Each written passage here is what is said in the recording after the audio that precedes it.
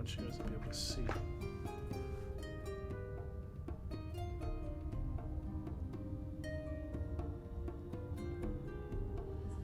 So right now, just a different angle to show. You got the Minotaurs that are pouring in here, able to make this little leap, just like you all did over. This dark area represents that 40-foot drop down there. Now, technically, I just put them here to show, but really you're down here with this big Minotaur, Desire, for at least for the moment, right? But down in this like dark area. So for the sake of kind of knowing spatially where you all are, and then Calyx will be on the top of that. I know it's the fortress is supposed to be a 30-foot structure. I made it a 40-foot structure because the miniature that I used for it is a little bit larger than that.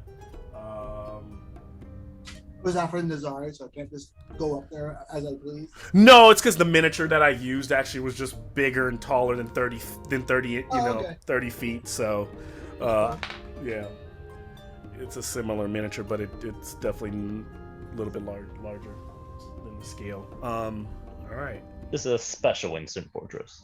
A little bit more spacious and luxurious. Yeah. There you go. There it is. A little more space inside there. All right. Well, I will go ahead and get started. Unless you guys need to grab anything, or do we need to get water or anything, or bathroom breaks before we start? Are we all good? Okay, cool. Yeah, let's start. I can't wait.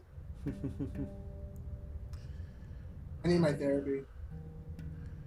And of course, we all know what's brought the party here is getting Erroneous back hopefully safely. The soldier in training to Alcides.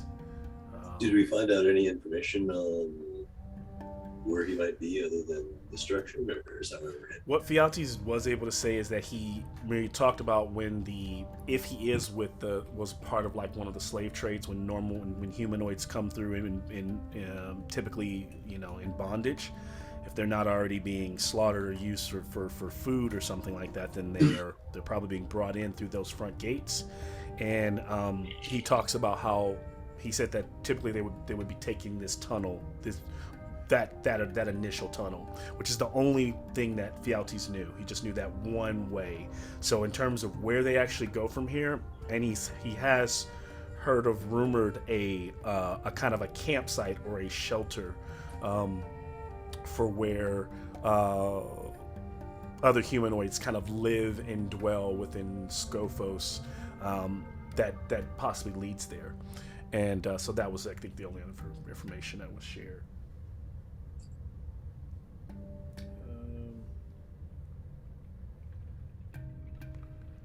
So come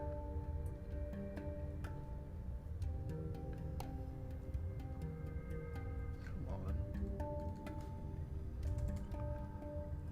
Nope.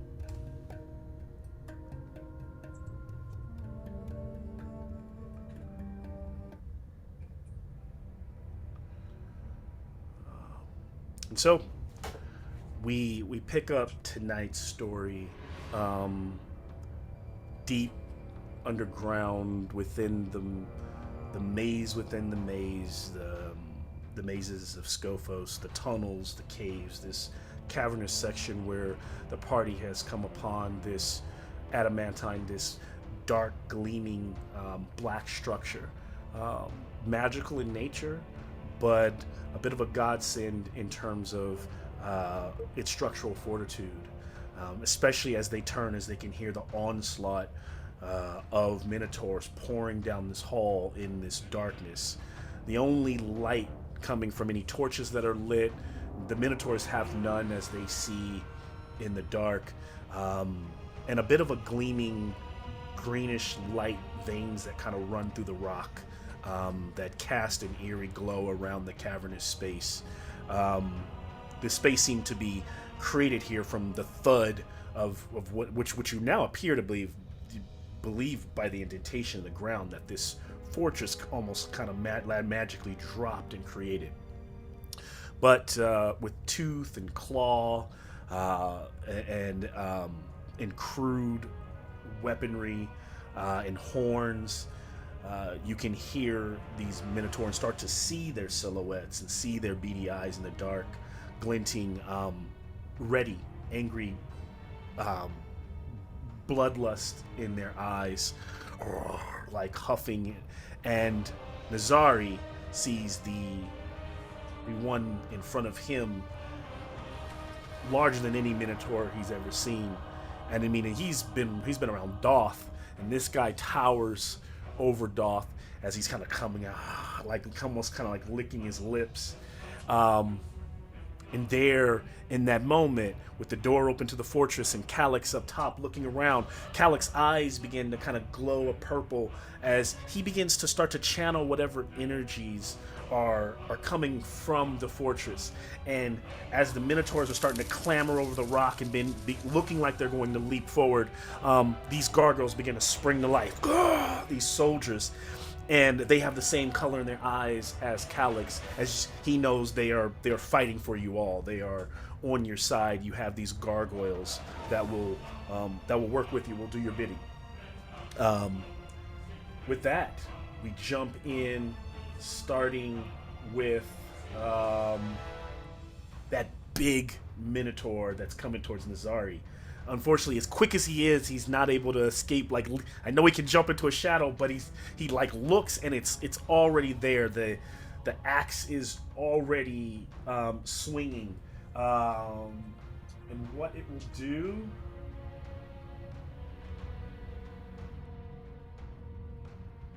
It swings, and you kind of leap back, Nazari, as you see it springing, but still a bit in shock and not able to spring very quickly off the ground on your nimble feet as it slams the ground with its axe, cracking it and sending a slight tremor around your feet. I need a dex save from you.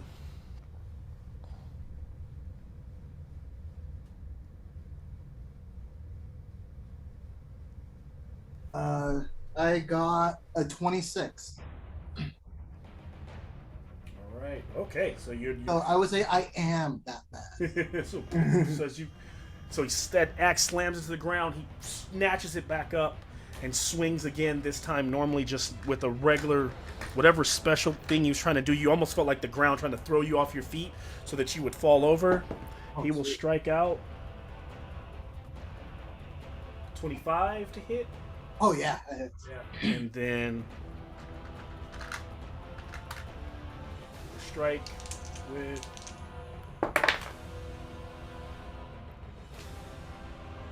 15 points of slashing damage. Can I use a key point to take the dodge action? Oh, you know what? Oh, I'm sorry. Yeah, how does that work? You have to do it on your turn. You have to do it on your turn. So dodge would have been something you've done on your turn, so that you're automatically dodging. Oh, so that he gets disadvantage on those swings because you're dodging. Cool. So yeah, you wouldn't. Unfortunately, you wouldn't get it. It's almost like you're surprised as you look around on this one. I was like talking about it, like, wait, no, I should be asking how that works. Okay, that's fine. Yeah. Okay. And as a monk, you have to use it as a bonus action if you use a key point. Yeah, no, it's cool. And his huge axe has like a 10-foot reach, and when he's done swinging, he's angry. He just leaps back, and he just leaps back onto a small perch on the wall behind him, and he starts barreling down, running back towards you, charging in with these huge horns hooked downward, and he'll end his turn, locked in with you to charge to gore for next turn if you're even there. But then we move to Doth.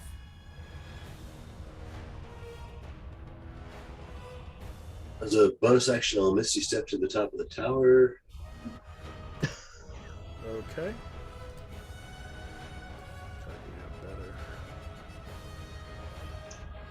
Misty stepping to the top. And you're just leaving LCDs out down there all by himself.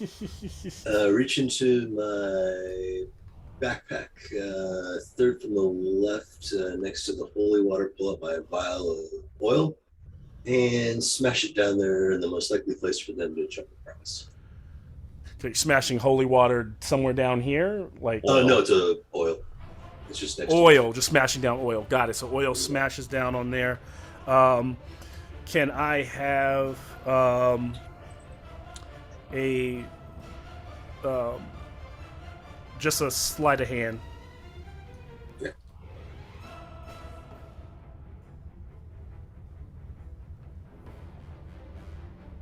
Eventually. What'd you get? I'm still waiting. 15. Oh yeah, eventually.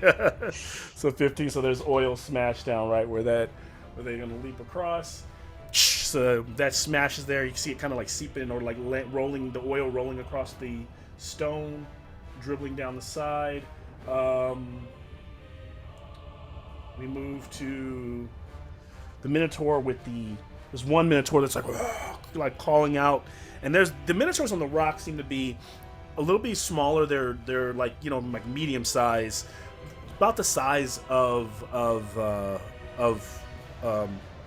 Doth, and he goes running across, leaps over with the oil.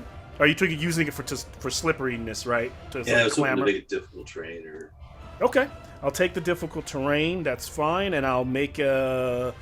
What's your what I'm trying? What's your survival modifier?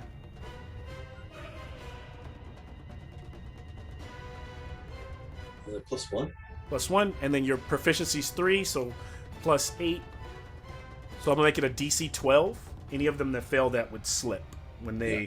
So they are going to make a dexterity check, which they don't do very well on. So he slips, like clambers on, and kind of falls over, and falls down the 40-foot, taking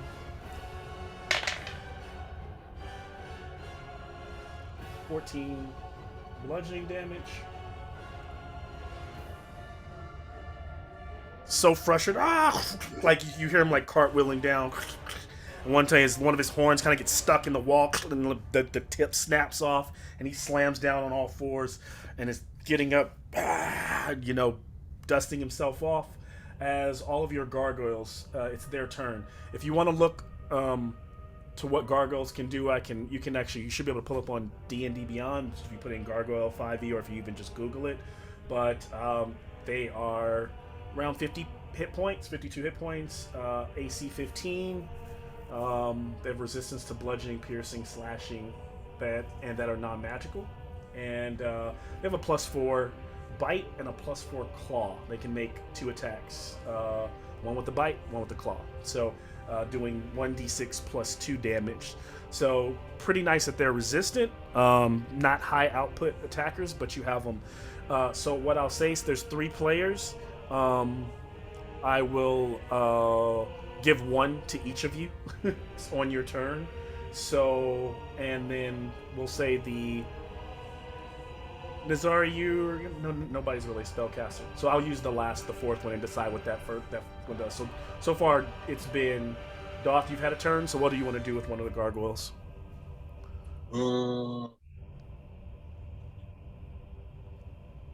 What's its movement?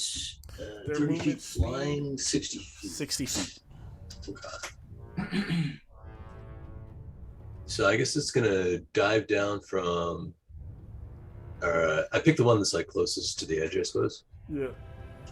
And I'd say Sicka. So it's gonna fly down, dive, do a flyby, and basically just like strike down with both of its claws. If they hit, then I guess it bites. Yep. No, it only gets the bite. So because it's doing that flyby, you're allowing for the opportunity of attack on it, right? Yeah. Yep. So it's flying by, attacking these guys. Go ahead and make your roll. It's going to be a +4 to hit.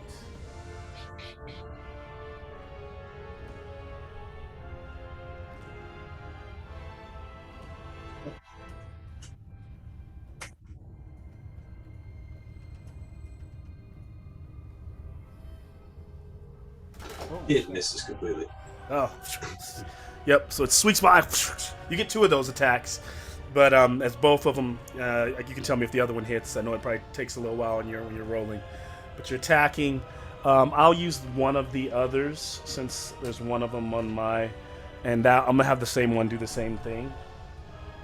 Looping over. Yeah, it probably just like flew a little bit too fast or something. And just Yeah. That one flew too fast. One of them missed. One of them, the second one actually gets the claw, rakes it right across the snout of this one Minotaur for 5 slashing damage. As that hits, we then move. Actually, to keep them all. Actually, I like the way we're doing it. Keep it consistent. So Nazari, on your turn, it's your turn now. When your turn on your same turn, you can also use a gargoyle. Okay, cool. Yep. So you're up. Can I use a gargoyle first? You can, if you want. Yeah, So 60, can I? 60-foot flying. Oh yeah, and I was supposed to do opportunity of attack on those too. I'll do those after. I'll do them. I'll start rolling them now. But what do you want? All right, so I got his thing up for me, so I can see what he can do. Mhm. But can he reach the Minotaur that I'm fighting? It can. If it's 40, No, it without can't. dashing. Not without dashing. Yeah, Yeah. it can't. He can. Uh, Yeah. Looking at my miniatures on the board, he can. But the way we've described the actual no, yeah. I space, had to he can. ask. Yeah.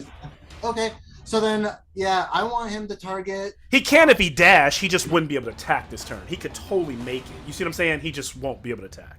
He'll be going beyond that 60 feet. how much can the gargoyles carry and still fly? I gotta play with that. I don't know. They're heavy magical stone creatures that are flying around. Well, they're elementals, so Yeah. Well, could like one of them like grab Nazari and pick him up? No, absolutely. Yeah.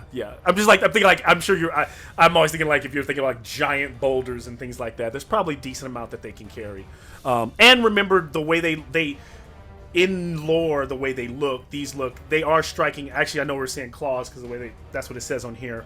But same damage output. They're using like a spear when they strike because they look like hoplites with wings. oh, I see. So what's So they're like devil soldiers, like devils, like Acroians or something like that, or Militians. do they have a pretty far reach as well? No. The spear doesn't change anything. They have a normal 5-foot reach. Yep. All right, cool. Yep. So then, all right. I'd like the gargoyle to fly down to try to attack one of the Minotaurs there. All right. This is the closest one. Yeah. Second. Yep. Yeah, He's the one he's been raked in the face. He's got like one of his. He didn't cut his eye out, but he's got like a rake across the face from one of the spears that almost went through his head. Okay, well, let me see if I can finish it. I'll try and Mhm. get that eye out. All right. Let's see. Man, I rolled a 2 for the first attack. Mm-hmm. It's probably gonna be a miss. Right, 2. Oh, that's a 6 to hit. Yeah, so that misses. Right? Another hit. And I don't think when that one Minotaur reacted and tried to hit, he did not hit the. All right, the next attack is the claw, and I got a 19 to hit with that one. Hits. 1d6.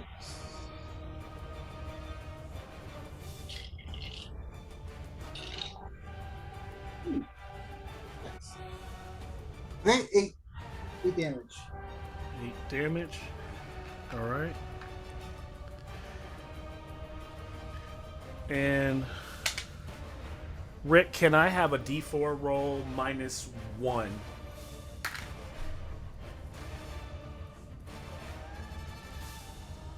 You said 8 damage, Nazari? Yes, sir. All right, takes it.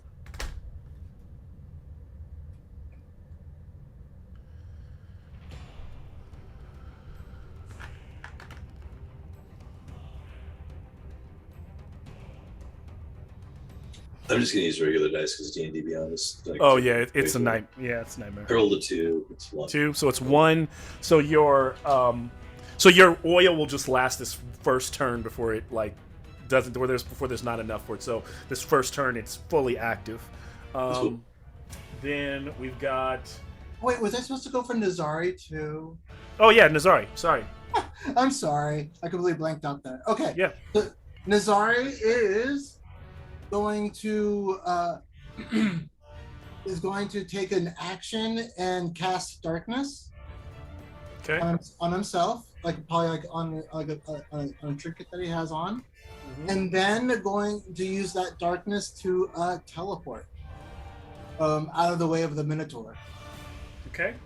Where does he teleport to? Let's By the see. way, if you're just there's plenty of shadows if you're just going to use your shadow kind of, but if Would you do I- want to cast darkness to make it, to add that spell effect, you can. Yeah, no, I was planning on using it to Okay. fight. Yeah, All right. I don't. Yeah, for me it's good. So where And then, can what's that? where can I teleport to? Like, where am I supposed? They're just everywhere. What's your rule is anywhere where there's a shadow? Yeah, within 30 feet. Within 30 feet. So within 30 feet, Can I you're make it to 40 the top of the backup top? Of you can't make it to the top. You either 30 feet up on this side or on that side. You can make it. Actually, no, because that side is even further out. So yeah, anywhere close on this. If you see what I'm looking at, Yeah. on this side, you can make it to a perch that's about 30 feet up, where there was like a shadow from the indentation of the rock. Okay. Okay. No. Okay. I'm just gonna go. Probably about 20 feet behind the Minotaur, Okay. and then that's. 20 feet. Actually, would there be a shadow so I can come up right? Would I be able to do an attack as my second attack, or the spell darkness cancels that out? No, you used your action to cast darkness. Okay, so then let's stick to the same plan. 20 feet away, Okay, you got it. and then I'm done with my turn. All right.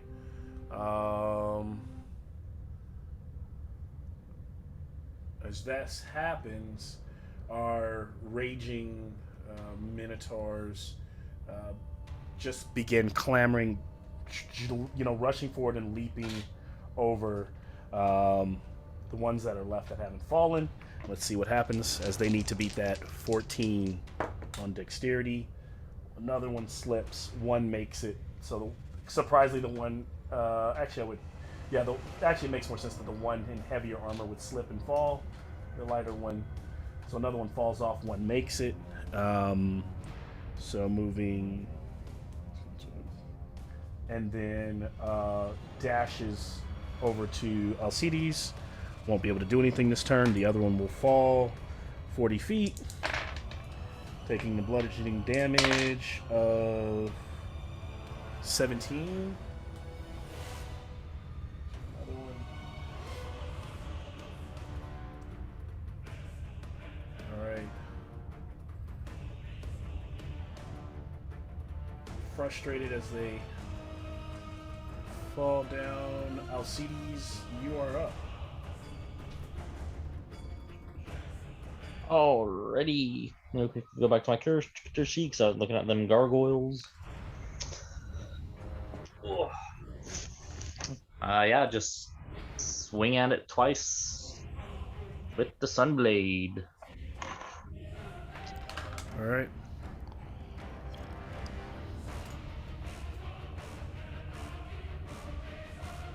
That'll be a 19 and a dirty 20 to hit.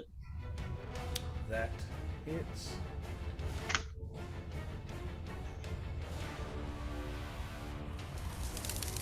For a 8 and 14 radiant, so 22 radiant damage total. Oof. So, this Minotaur doesn't see it coming. It almost, the double sides of his axe, like you shear through, one side of it to where there's only like one side of the axe, slashing him across the chest, opening up a gate or like a gaping wound that starts to almost cauterize from that white hot energy,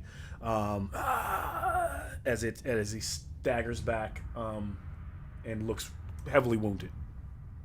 Then bonus action, push it 5 feet away from me.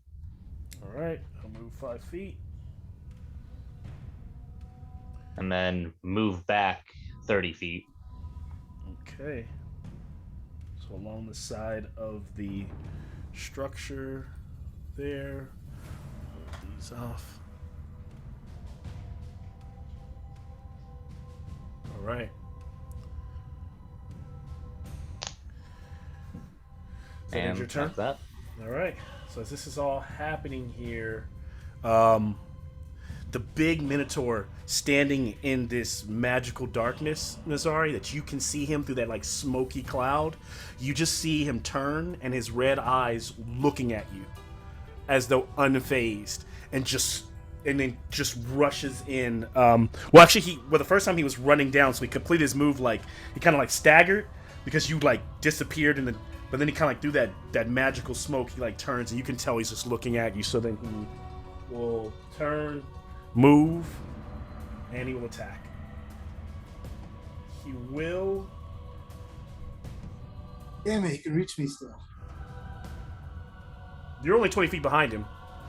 Yeah, it wasn't far enough. Yeah, he's got more than enough movement to get to you. He is.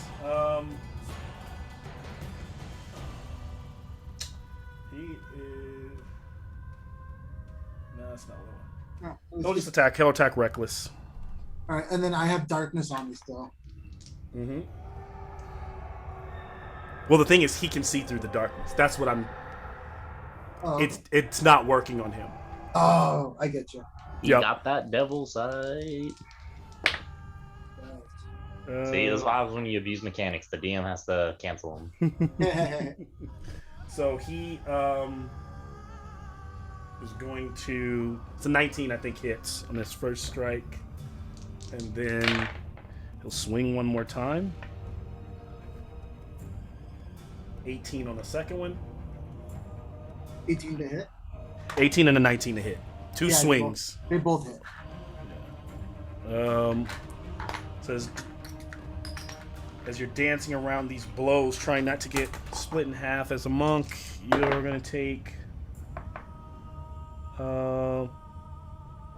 13 slashing for one blow and 21 for the second blow. All right. So he's just violently swinging through this darkness. You're suddenly surprised that like the thing like literally can like see where you are. It's like registering where you are without an issue. And like Alcide said, player's game, clearly it has devil sight, right? We all know it has devil sight, but I like to attribute it as you're probably thinking like this thing has lived down here. It is like these are Mogus worshippers. They have like they're something like this creature has attuned beyond. It pretty much has devil sight. You know, that's how it finds its prey, how it sees. It needs no light, it needs no source. Its senses are so attuned, it's not hurting. All right. This is the Minotaur. Yeah. Did LCD's gargoyle get to do anything? Yeah, and it doesn't mean that one doesn't mean the others are the same way, but this one that is definitely has that. Yeah. What were you saying, Doc? Oh, did LCD's gargoyle get to do anything? Oh, Alcides, yes, you did not attack with your gargoyle. You want to attack the one that's right in front of you? Do you want it to stay there, or do you want him to make that strafing run and or do you want to attack the one that all the other gargoyles were beating up on across the way? No, I'm gonna send my gargoyle to go find Nazari.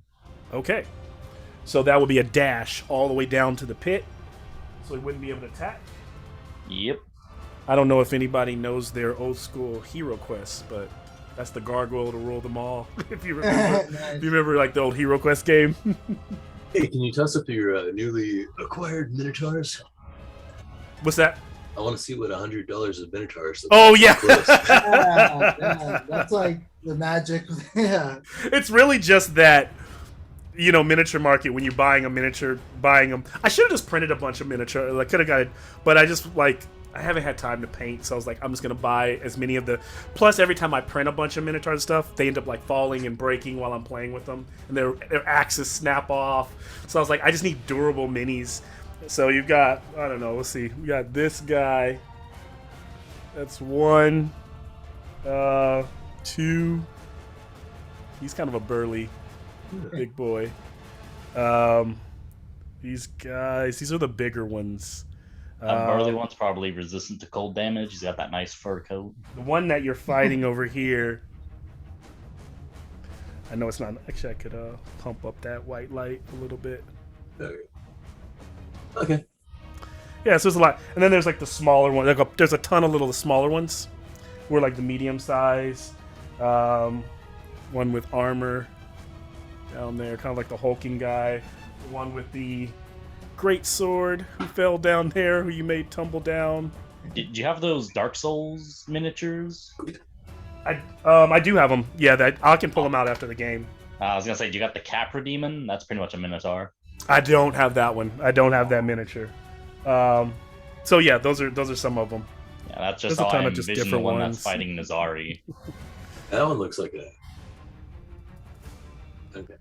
This one's a Minotaur thug. Like they just have different names. Like so funny.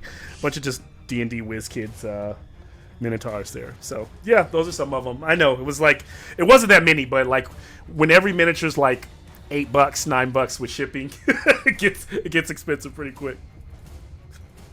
Well, But I realized, like, to represent Scophos, I was like, I definitely don't have enough Minotaurs. They're gonna come across Minotaurs quite a bit, and I want to be able to like change them up. So, all right. So, I think that's where we. So, Alcides, yeah, who were you attacking with that gargoyle?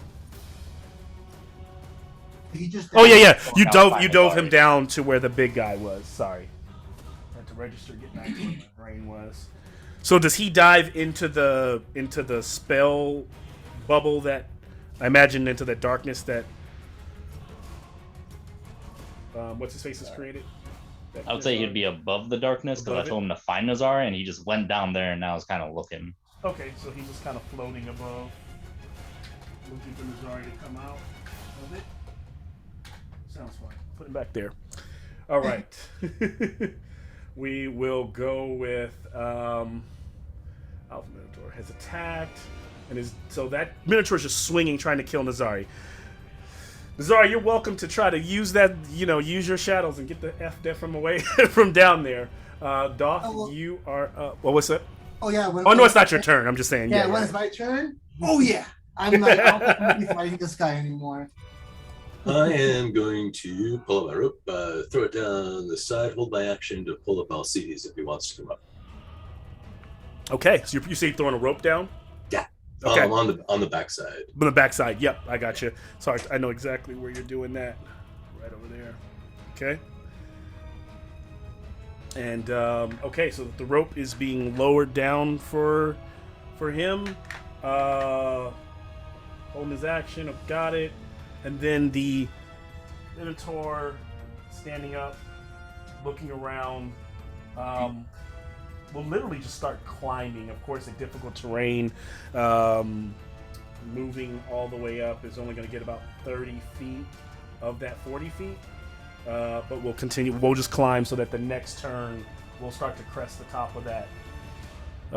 So they're climbing. Put him here to reserve that. Then we move to the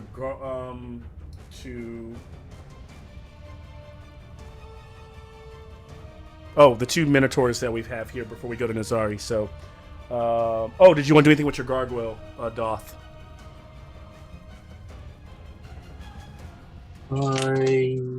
Yeah. If he takes up that space, they can't like enter into without getting like an attack of opportunity or something, right? Which space? Like if you were to fly over to the space where the dice is and just sort of like wait there for them to like jump over, you could attack of opportunity them as they land or something, maybe. Not being a flying creature, unless you have like no, because there's no real attack opportunity for like ranged weapons or like where he can like dive down and strike them. He could literally just be hovering, off the edge, which essentially would be. Okay, I'm gonna extrapolate on that then and have him go into the sort of like a flying holding pattern. He's gonna wait for the next one to jump over and then try and like basically shove it or tackle it or whatever it can to get it to go flying down the cliff. Okay, so he will try to grapple it, which is what. Okay, yep. So it'll be a strength versus the thing's dexterity or strength, which on a Minotaur is probably gonna be strength to strength check. And okay, so he'll set up for that. All right. Then we move towards the one Minotaur.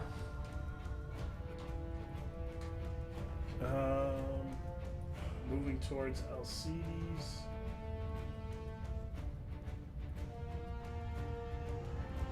Damn it. With that 5-foot push, you were able to push him just 5 foot away from him being able to attack you without. That was the idea. So he will. He'll dash, of course, going in. So he's. Then the other Minotaur will push. Will jump. Wait, isn't a Goring Rush just a bonus action? Actually. For player characters, yeah. For player We characters, also yeah. we also don't have dark vision or any large size or fun stuff like that. So. Yeah, it's not. It doesn't work the same for them. So yeah, they don't have Goring Rush. They have a charge, but even with that charge, it works if I move past 10 feet. But it doesn't change me not getting far enough to get to you, which means that moving any farther is still just dash. You see what I'm saying? So I could use it next turn. I could go into that next attack if you're still there with the charge damage, but that's all I got. So yeah. So instead of jumping across, this Minotaur is gonna start fighting with the.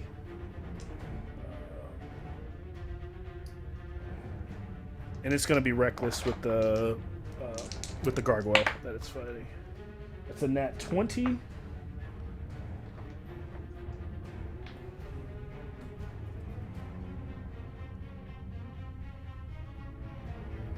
Okay.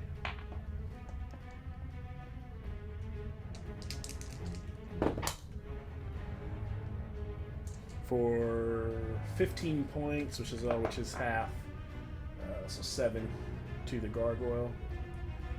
And what I'll do, so you guys don't have to track all the gargoyles. I'll keep them tracked here as one clump of. I find that easier to do as one clump of hit points, and as they drop off, certain ones there's a chance they'll be destroyed. But at this rate, with their half damage, I wouldn't be too concerned. So that one, so the gargoyles take 7 points of slashing damage. Then I don't have to wonder and say whose gargoyle am I attacking and all that stuff. Okay. Well, that ends those Minotaurs' time. So Nazari is up. Okay, and so I can see the. I mean, I can. Can I jump onto the gargoyle that's over me? I like that idea. So you're gonna try to leap up and grab on. Yeah, the one LCD sent to me. Yeah. I wanted to continue. Yeah, I wanted to just try and leap up onto it, or excuse me. Is there a way maybe of I can see a shadow that positions me so I can kind of just teleport there and then kind of fall onto the griffin? Fall onto the I'm sorry, not the griffin. The gargoyle? I imagine there are dark mini shadows above in this cavern where you can literally tell. But you said you can only tell about 30 feet, right? So 30 feet, a shadow within 30 feet.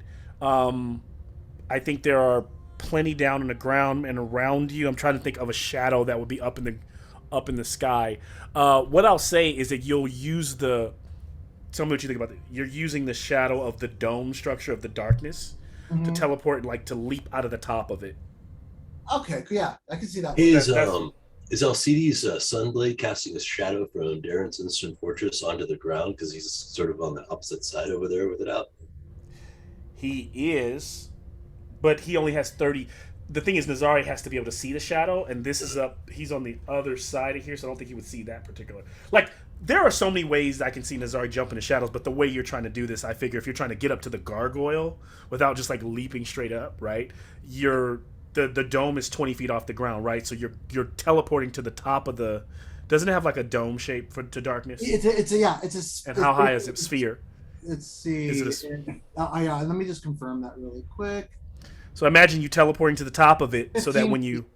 15 feet. So at a 15 feet, and if that gargoyle is hovering right around there, I just need an acrobatics check for you to grab on, so that the gargoyle can kind of take you away. Okay. So acrobatics check, you said? Yep. Cool. Yeah.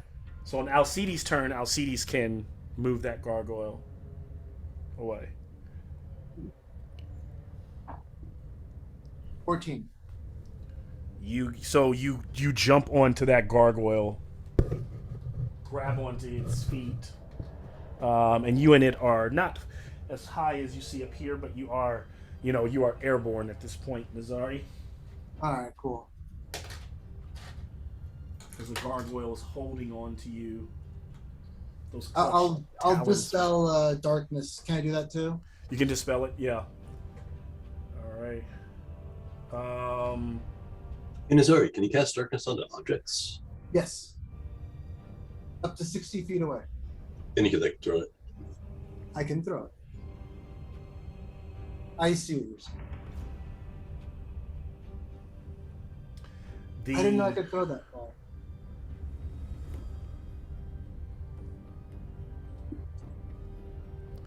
The Minotaur, the Alpha, uses a legendary action, and ignoring Nazari, leaps forward and starts charging towards the main structure that the fortress is on top of. It only moves.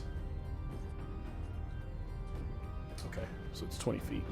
So he's not there yet, but he's moving towards that. He's moving towards that way. That legendary action. We move to.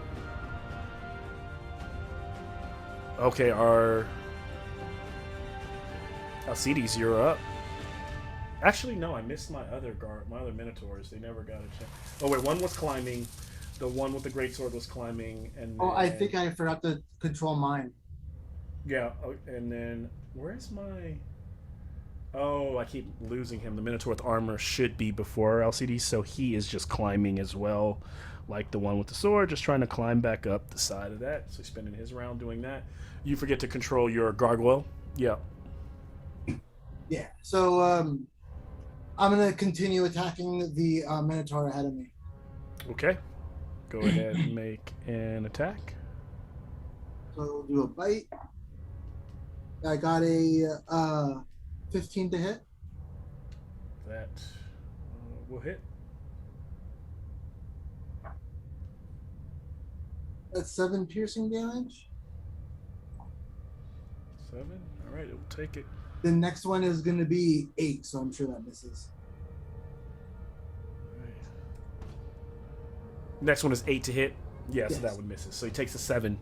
So that one's still fighting back and getting mauled. The other one, that Alcides' slash is hurting and looking really close to death. All right, the other one's climbing. So Alcides, you are up.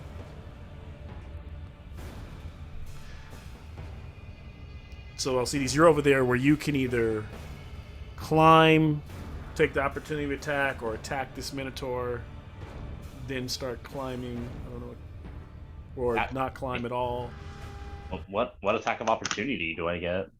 Not attack of opportunity. I would say take. Well, if you just start climbing up because he dashed to get in close with you. So if you just climb, he would try to attack you. And just 2 attacks with the Sunblade. All right. Keeping it simple. Yep. Probably a long shot, but does a 10 hit? 10 does not do it. As the Minotaur just kind of like ducks underway as the blade flies over and slams into the adamantine side of the wall, just nicking it. I mean, not even really leaving much of a mark. That's how strong it is. Whip it back. Alright, so then the 23 will hit. So Yes, it will hit.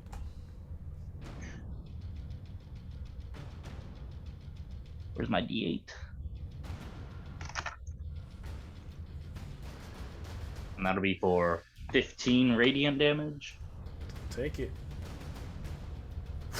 Hit him again. Sometimes, skewering this thing through. Any normal man, as you pull the blade out, you expect him to drop. You can just feel that hot stink breath on you as you bring your shield up, as the creature is still there holding on for dear life and still fighting ferociously. Bonus action, push him 5 feet. And then would climbing up the rope be considered difficult terrain? Yes. All right, and then move 20 feet up the rope. 20 feet up the rope. All right. So it's like about right there. So he's climbing the rope. He's now off the ground. And I'll pull what I can. Okay. My held action. With your held action. Go I ahead. was planning on jumping off of it. I was just get out I of the don't know way. what you're thinking. Yeah, so he's still pulling. So you end up. So Doth ends up pulling you up. Doth, give me a D4 roll. 10 feet for every pull. 3. 3. Oh wow. So you're like 50. So you're literally at the top before you let go. You're like cresting the top. Suddenly you realize like the rope just starts rappelling up. Like you're like Batman suddenly as Doth is pulling you up. Of course you can let go and still jump off on your turn, but you're like up there 40 feet now. All right. Top of the round here. And have my gargoyle fly to the top. And I would have also... And with another legendary action, that giant Minotaur makes it to the wall and just starts climbing. But it's into that, and then... And your gargoyle will do what? Fly back to the top. Okay. So this... Oh yeah, the gargoyle that's holding Nazari brings him back to the fortress. So now... almost everyone is towards the kind of the peak or the top of this fortress when that Alpha Minotaur kind of is like he's climbing, but he's kind of just like leaping and lunging, and he makes it to the top where And like the Hulk in the first Avengers movie, how he's it's just so when he gets to the top, just kind of like comes over that gargoyle is there, Doth holding on, ready to grab this guy. So go ahead and give me your grapple check. Probably not the one he was expecting to have to grapple, but let's see. You never know. Never know.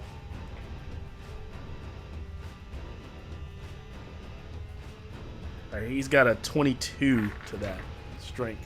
Yeah. My gargoyle got a 5. And so he just, as a grapple, he grapples the gargoyle and just like is holding this thing and like kind of holds it by its throat and is just stand there looking up, like almost like do you see my strength, like looking for anyone at the top of this fortress, trying to assess this thing, how to get in, but he's just grappling this creature. That's that. He uses most of his movement to get up, and he actually can. But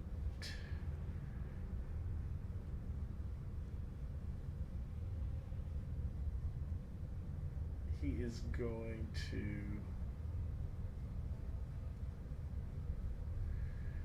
Actually, he's just going to take that gargoyle and throw it to the ground so that it's prone. And then he will attack it with his great axe, swinging overhead. So it's free now after these attacks, but for a 19 to hit, which should hit on the first one, he swings again for 21 on that second swing, just kind of like swinging down on the stone, trying to destroy it. The gargoyle will take total of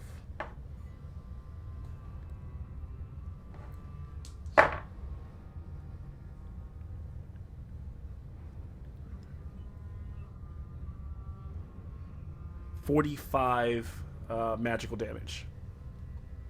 It's still alive. It's strange. Oh wait, or is that the first one? That was the one. What was the first? The one gargoyle actually had. Oh, so I said I would treat this as one whole creatures. Like, so yeah, 45. I shit you not, I'm not lying, but that actually destroys that one gargoyle. So that one he just brings down this axe and it just splinters into a bunch of like broken, like rocky pieces. And then looks around, huffing. Ending his turn, we move to Doth.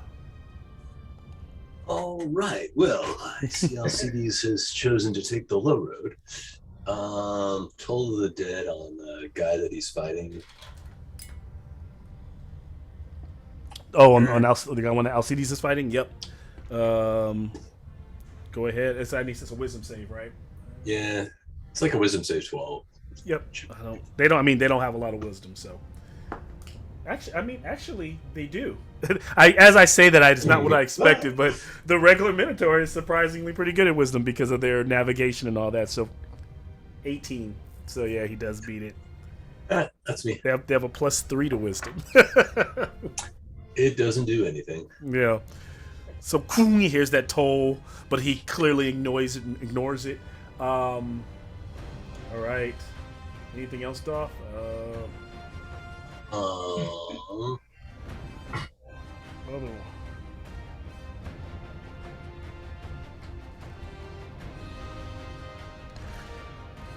Otherwise, the Minotaur with the great sword finally climbs up to the top and moves over and, actually trying to assess. I'm going to give them a wisdom DC 15 that he need to.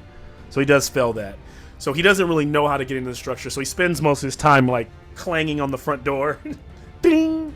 Not real, and slowly. But by the time he hits it the second time, he realizes that adamantine structure, that lock is not breaking open. It's the little Minotaur that is still alive. Now, Alcides, you're up on the top, so he can't really get to you. So he just kind of moves in and starts kind of trying to climb. It's a difficult structure to climb, it being so sleek. So, yeah, he's not getting anywhere doing that. And struggling there. This one fights the gargoyle that it was, still being reckless. The one over here. It's going to hit a 19 plus, so yeah, that's going to hit. And... sorry. So that gargoyle will take... so 9, because cut in half, 18, but 9 points of slashing damage since it's resistant and its weapon is not magical. And then we move to Nazari. Right. I'm gonna pretty much fall off the gargoyle. I have 4 hit points left. Yeah, you just drop down. Yeah, I'm not even on my feet. I just fall. Okay, yeah. And then I'm just gonna look at my wounds and be like, "You fucking bastard." And then I'm gonna cast Bane on that Minotaur that I was fighting last. Yep. And then as you cast Bane, and then as Calyx is like floating there, like just a few feet off the ground, right? Like with this spell, he kind of turns. He goes, "Remember, we do have access to the inside of the fortress." And he says Mimby, and that trap door goes clink. It like opens up, and like slowly closes, like on command.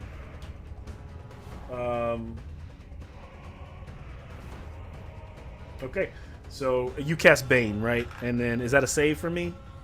Yeah. Okay, so let's see. It's up to 3 creatures. I mainly wanted that one guy, but I'll pick 2 other Minotaurs. So they have to make charisma saving throws of 13. Okay. So I'll pick the big guy, the one at the door, and then is there another one on our island here? The big guy will, and if they fail, what happens again? They get disadvantage to. So let's see here. When they make an attack roll or a saving throw, for the next minute, they have to roll a d4 and subtract that number. From the big guy fails. He is Bane hits him. The one at the door, is gonna fail as well.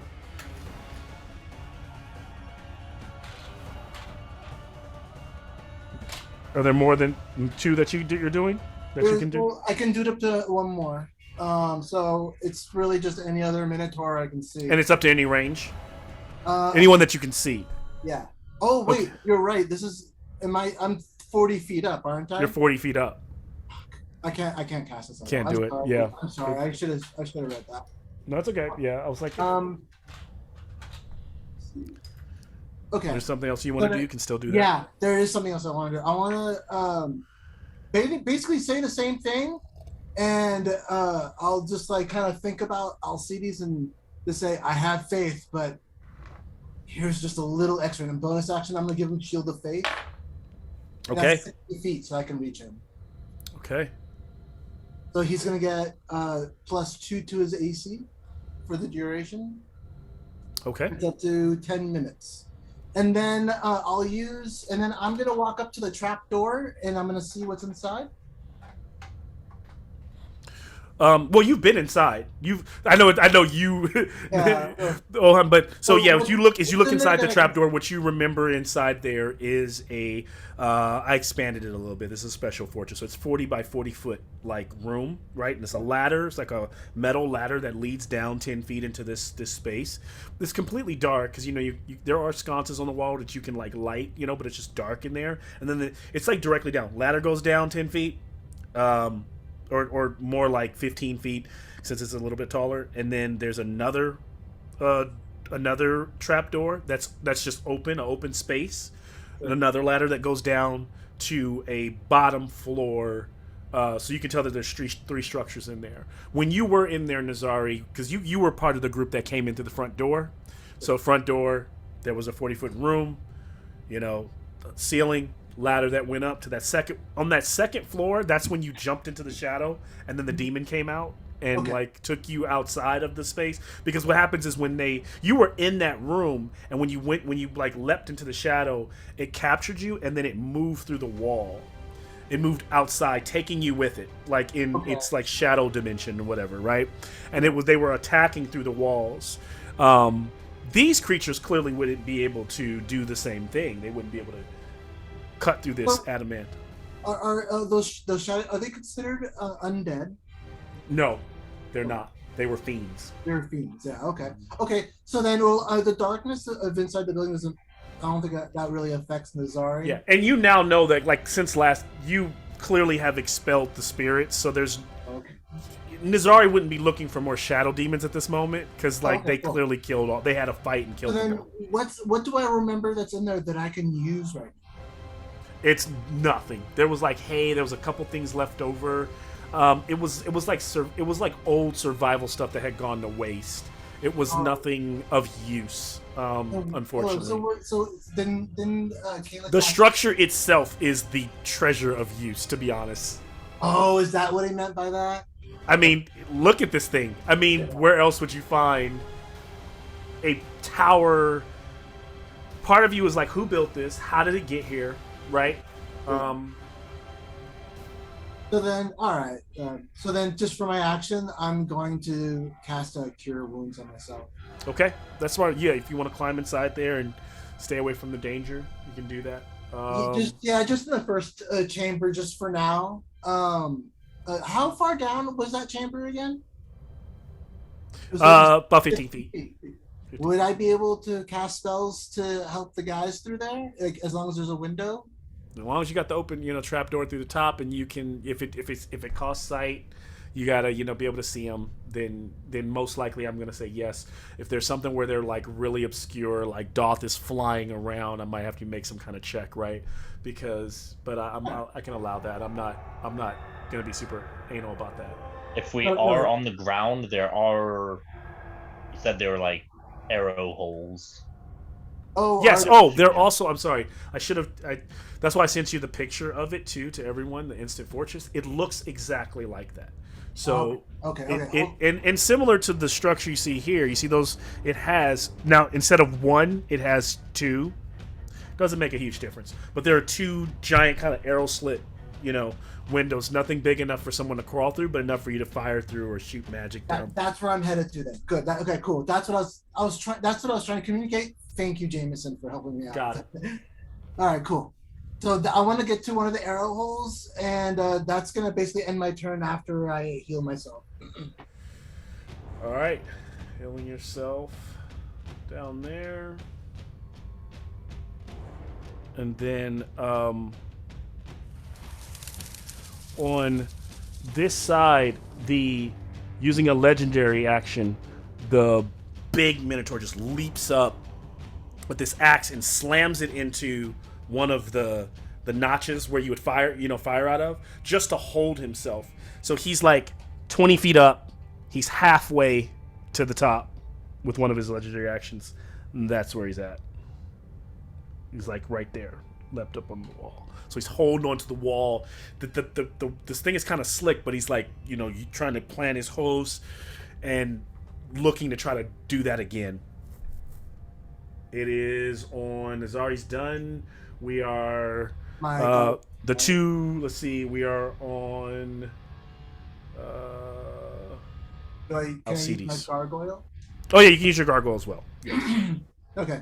Really, I'm just gonna do. Him is gonna be easy. Is he just gonna try and finish off that Minotaur? Okay. Yep. Go ahead. It's a 17 to hit. It's gonna hit.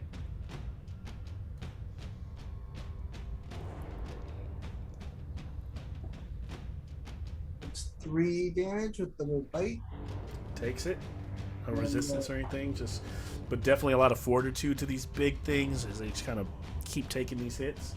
I got like an 8 to hit with the claw. All right. And then I'm all done. All right. The big guy who's holding on lets out a and then down in that pit, you remember down in that darkness where you were, Nazari, you hear the response back from there. So suddenly everyone knows the wave 2 is on their way. And I'm almost dead. Alcides, you are up. So I'm hold on to the gargoyle I command and kind of have it fly down with me at the dude that's hanging on the edge. And take 2 swipes at him. Yep, so you're going to take a gargoyle over to this edge here, fly in and attack the guy that's right there. Yep.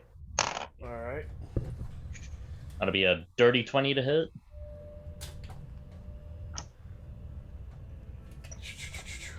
Even though I know you're closer to it's pretty much this thing happening here with the gargoyle. Go for dirty 20 will hit. Alrighty, so if the dirty 20 hits, the 25 will hit. Mm-hmm. That'll be for 12 and 13 radiant, so 25 radiant total. 25, he'll take it.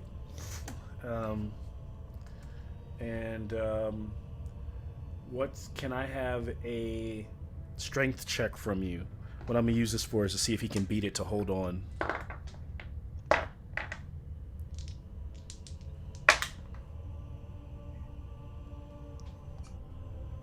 Just straight strength or athletics? You give me athletics, that's fine. Cool. That'd be a 22. Alright, so he fails and will drop off of the wall 20 feet down. But with the roll that he got while he didn't beat you, he just lands on his feet, just kind of hucks down and like looks up like angry, red eyes gleaming. Yeah. All right. And then strafing run over, just return to the sky. Okay. Because this gargoyle now has 70 feet of flying. Well, I'm holding on to it. While you're holding on to it, it has 70? Yep. Because allied creatures within 10 feet of me get plus 10 movement. Okay. Let's see. Alright, so top of the round, the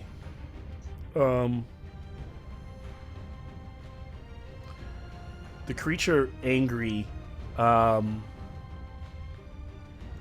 will try again to leap to the top, making it make. The reason I'm making it make athletics checks for these, because otherwise it should be able to claim this thing with a bit of ease. But the way the adamantine is described, but it does help that he's got that like hook there.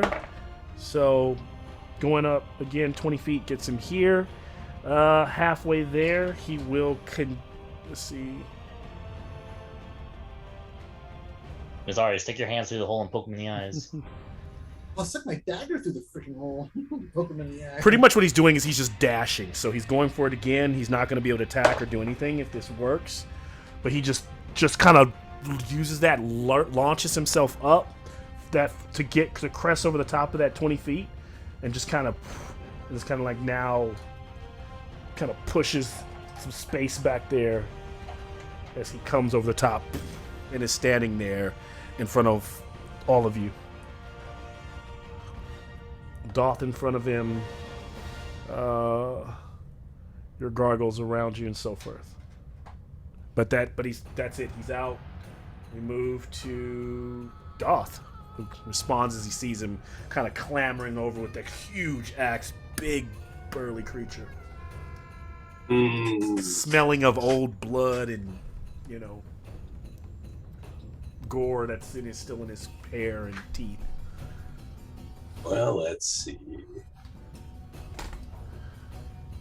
I think I green flame blade my.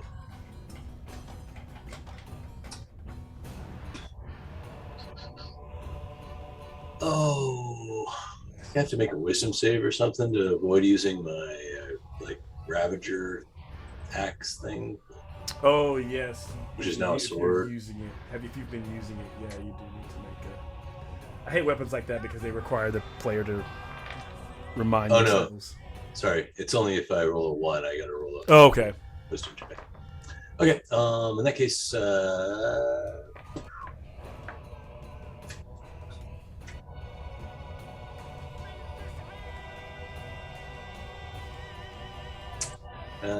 hit for AC 24. Hit.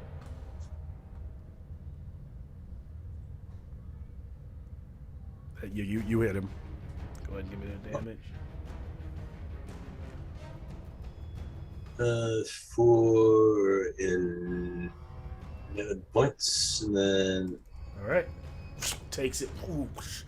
Staggering back as he tries to block with that huge battle axe. He doesn't. You land him in the shoulder.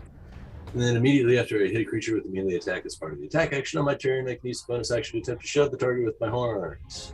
Okay. So, strength saving throw, DC 16. Strength saving throw. Here we go. Oh my gosh, terrible roll. He fails. So what happens to him? Push to 10 feet away. Okay. Now, here's the way I'm gonna, because these are embattlements, right? So, pushing him is one thing to push a guy like over the edge. I imagine you push him and they have to go over this thing. I'm gonna give him advantage on it if he fails it. So I'm giving one more roll. No.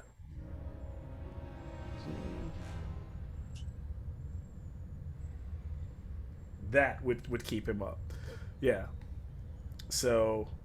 Because I like it. Otherwise, I'd normally allow it. It just, these things are huge. You have to literally tip this guy over the top of those things in terms of how tight the movement is here and how big he is. So yeah, he kind of plants his hooves and stays there. All your damage lands, but he doesn't go over.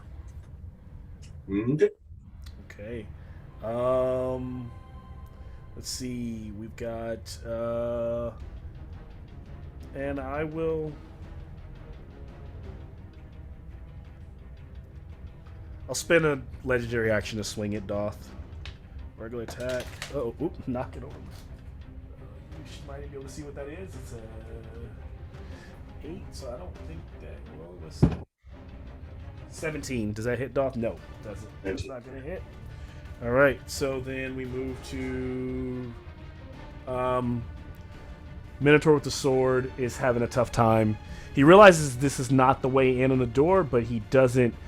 The sheerness, he doesn't have the same strength or wait, or to use, or even like to be able to leap up the way the big guy can.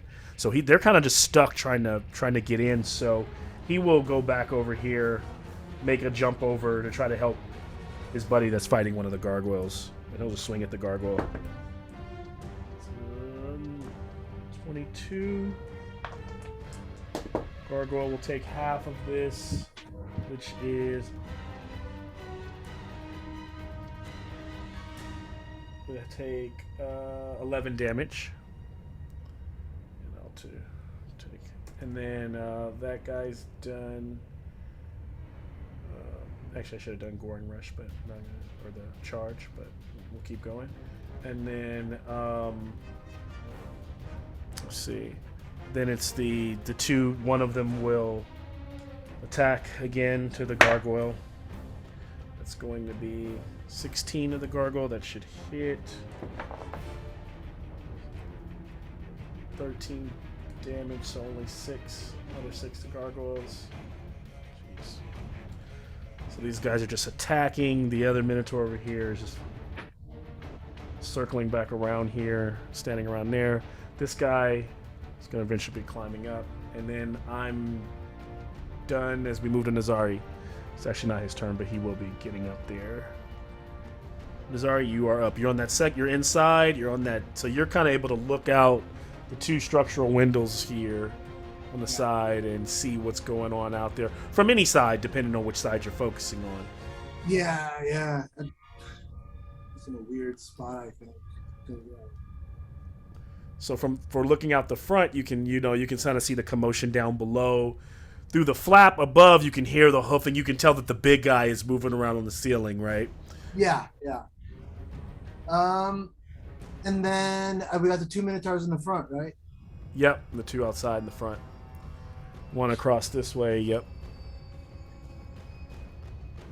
Alright, I'm just going to go for my gargoyle for right now, I think. Okay. Because he's fighting 2 Minotaurs now? Yep.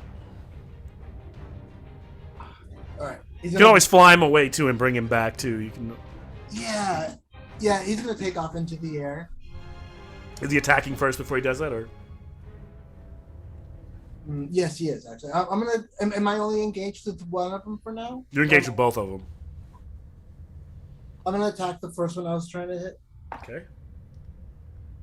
So that's a 13 to hit. Okay. Does that hit? That does not hit, unfortunately. I got 14 again. Yeah, the weakest looking one is the one that that Alcides has been working. This guy's been holding his own, and then the guy who just climbed up with the sword, he's pretty much untouched. He took a fall. He took a nasty fall, but he took it pretty well, and so he looks he looks okay as well. The gargoyle's just gonna fly up. Okay, so then they'll take opportunity of attacks. One. Yes. So that I don't. One Minotaur, 16 that will hit. Yeah. And then that's the one with the great sword, and the other one with the axe will nat 20. They still get resistance. No. They still get resistance because these aren't magical weapons, but the one with the great sword will do 2d6.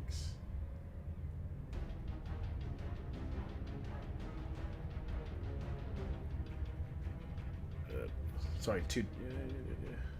Yeah, 2d6.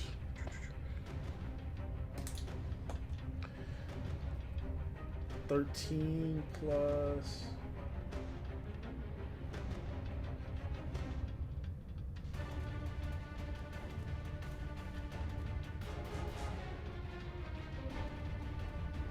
Oh, wow.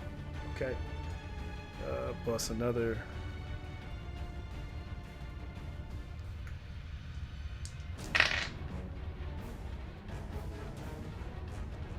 $25 damage, so 12 to that one.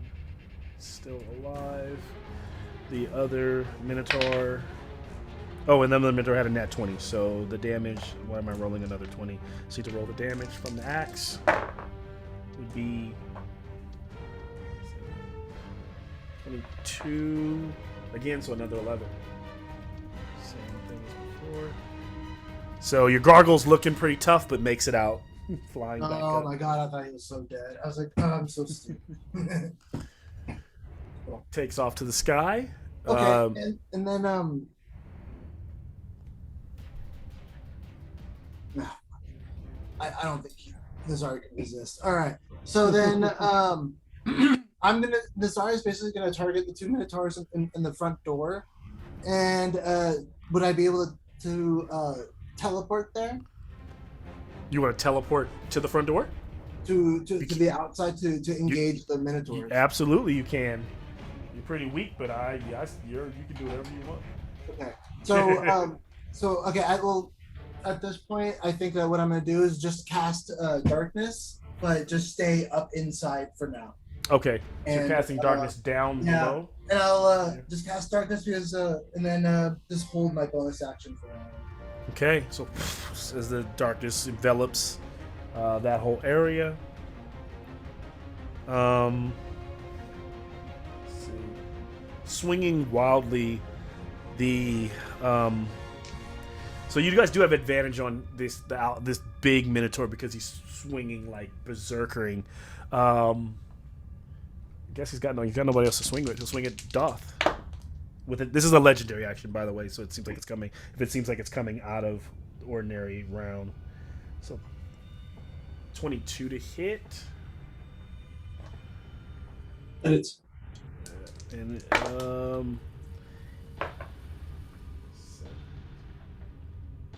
22 bludgeon, 22 slashing damage to Doth. And that's just a legendary. So that's the second legendary action of this turn. I'll mark it. actually, I think I'll arcane deflect to push my AC up by 2 to You're deflecting it? yeah, Okay. with arcane deflection. Ching! So he tries to bring that axe down, and this flourish of light as you deflect it and block it. We then move. Nazari just finished up, so then it would be the Minotaurs down below. They kind of scramble around right now. These two guys move over here. Nothing much they can really do but move around, trying to figure out how to get into this fortress. As Alcides is up, and actually, as Alcides is up, what you can, if you're your dark vision, what you can see is down from the base there. There are 4 more Minotaurs showing up, but they are all large, like the big guy. They don't seem to be as big as him, but they are larger than the little guys that are down around the base there. And those guys are showing up down below and moving towards the, kind of pouring out of the structure and moving to climb the walls. Alrighty, have my gargoyle drop me off at the top of the tower. Okay. And yeah.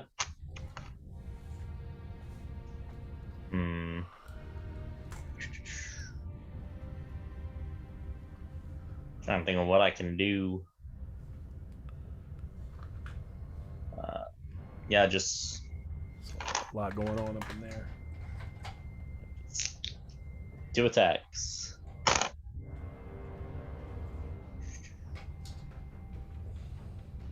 That'd be a 22 to hit. That will hit. And does a 12 hit? 12 does not hit. Alrighty, so he's only taking 1 to damn.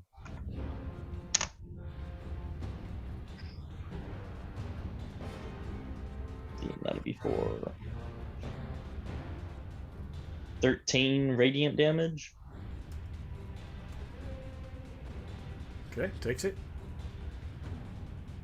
And then I would bonus action shove him 5 feet, but there's a ledge in the way. No, you can still try. As you do, he has to make a save. That's all I did last time. Is just if he stuck the save, then. And I think I did. Oh, that's really low. Let me add his strength to save is high. No, that'd be a 17 still. So yeah, he's still there. Cool. All right. If he rolls really low, then he could go over that So yeah, you guys kind of like it's kind of like a ring. The way I see it is the way that those ledges are so stuck in that you're kind of pushing him, and he's like slamming into it and kind of bouncing off. You know, as you guys are kind of like jockeying for positioning. You're in like a real little ring fighting this guy. Unless somebody can like pick him up and shove him, your movement is it's not really moving him around in that battlefield match. Okay, but yeah, he's taking that damage. Anything else? Nope. Okay, top of turn 4. He will.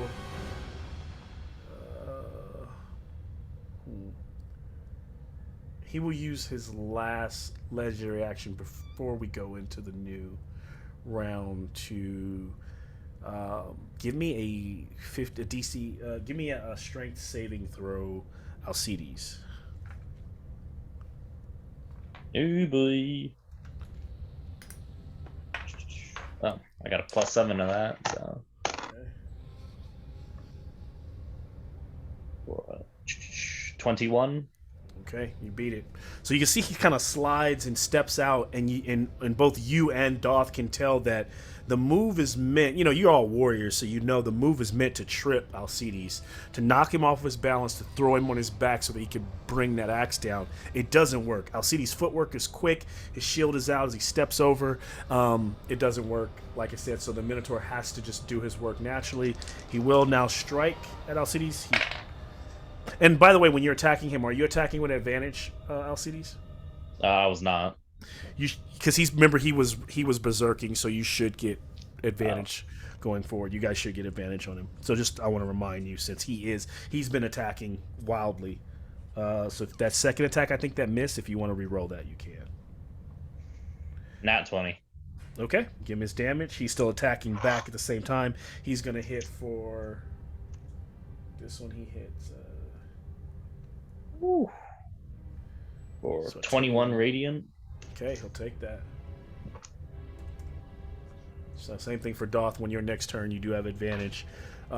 He swings that axe. He hits Alcides. He then brings it back, swinging towards Doth with the second attack. What was the AC to hit Alcides? Or the 17. So that's not going to hit. He rolled low there. So he hit you, and then so the damage for Alcides would be 25 slashing damage. Oh. I didn't hear what the roll to hit Alcides was. Oh, I know the roll was stupid high. It was 21. Oh, that missed. That missed? Okay. Yeah, because Nazari put Shield of Faith on me, so I'm at 22. Got it. All right. So then both of those miss. He will... Okay, his turn is up. Doth, you're up. All right. Since I've got advantage, I'll go ahead and try and hit him with a 3rd level guiding bolt. Okay. Oh, wait. No, I used Arcane Deflection last round, so I can only cast cantrips. I guess main attack with a hand axe, offhand attack with the other axe. Okay.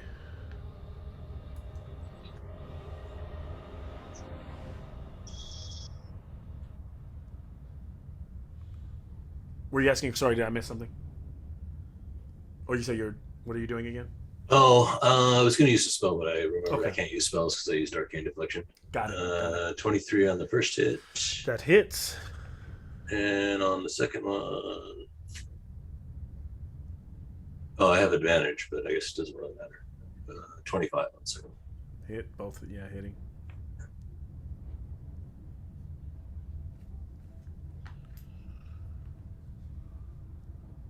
Damage.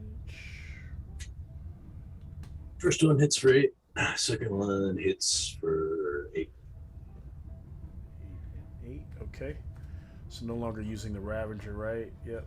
So then both of these are regular hand axe, so he's going to take an 8 total because of the resistance. He's big, burly form. But as you're stacking, what you do start to notice is that as you're hacking with those axes, he starts to, bleed. Like I mean, not that he wasn't bleeding before, but you can tell that your blows, you and Alcides' blows are starting to wear on him. Those axes are made out of that that sword from I forget what the thing was. Remember that big ass sword that was lugging around all over the place? Like, Yeah. I chopped it up into little tiny pieces. Yeah. I remember that sword. It just wasn't magical. So I was hoping it was adamant or something. I would have said it, so I won't rule it that way now. But yeah, I think it's just regular. Yeah, I think it's So it's hurting him, but he's holding on there. Doth is attacking. The guys with the swords can't do anything. You're starting to see that the other Minotaurs are climbing those walls. The Minotaurs down below are pretty much stuck where they're at to be picked off by Nazari. So we move to Nazari. Okay. And actually, I'm sorry. Before we move to Nazari, a legendary action will be cast for the trip to try to be on Doth, whereas the big guy's trying to trip Doth. So a strength. Is it strength save or is it a? Sorry, I think it's a dex save. It's a strength roll, see. Sorry, it's a strength. It's a strength save. Don't worry, you get +4 from me. I'm getting an natural +5, so with the +4, that should add up to 19. Okay, you're good. As his trip doesn't work there as well. We move to Nazari. So what I want to do is just I've been casting darkness on my dagger the whole time. Okay. So I don't even want to throw the dagger. I just want to drop it outside so it lands around the front door, and I want to try and make it back up to the top to help the guys up. Okay. I thought you had cast darkness anyway on those guys down below. I casted it I've been casting it only on myself. Only on yourself. So now you're dropping. So now I'm throwing the darkness down, because my first intention was to work down there, but now I'm like, oh wait, there's no reason for me to do it. Got it. And then you're going upstairs. So I'm gonna throw my darkness so those guys are just in chaos even more, and I'm gonna go back up. Okay. So as you come up through the top and you see everyone fighting this big creature. Can I reach the creature? You can. Okay. So I'm gonna go for that. I'm gonna go in and try and hit him. Because even if you moved all your speed 10, 20, 30 to difficult terrain to climb up the ladder, you still get there in 30 feet. So yeah. Cool. All right. So I'm gonna go after him with my short sword. And I'm gonna use metal dice. Oh, I rolled a nat 1. Okay, so that attack didn't work out. So you go striking at this guy.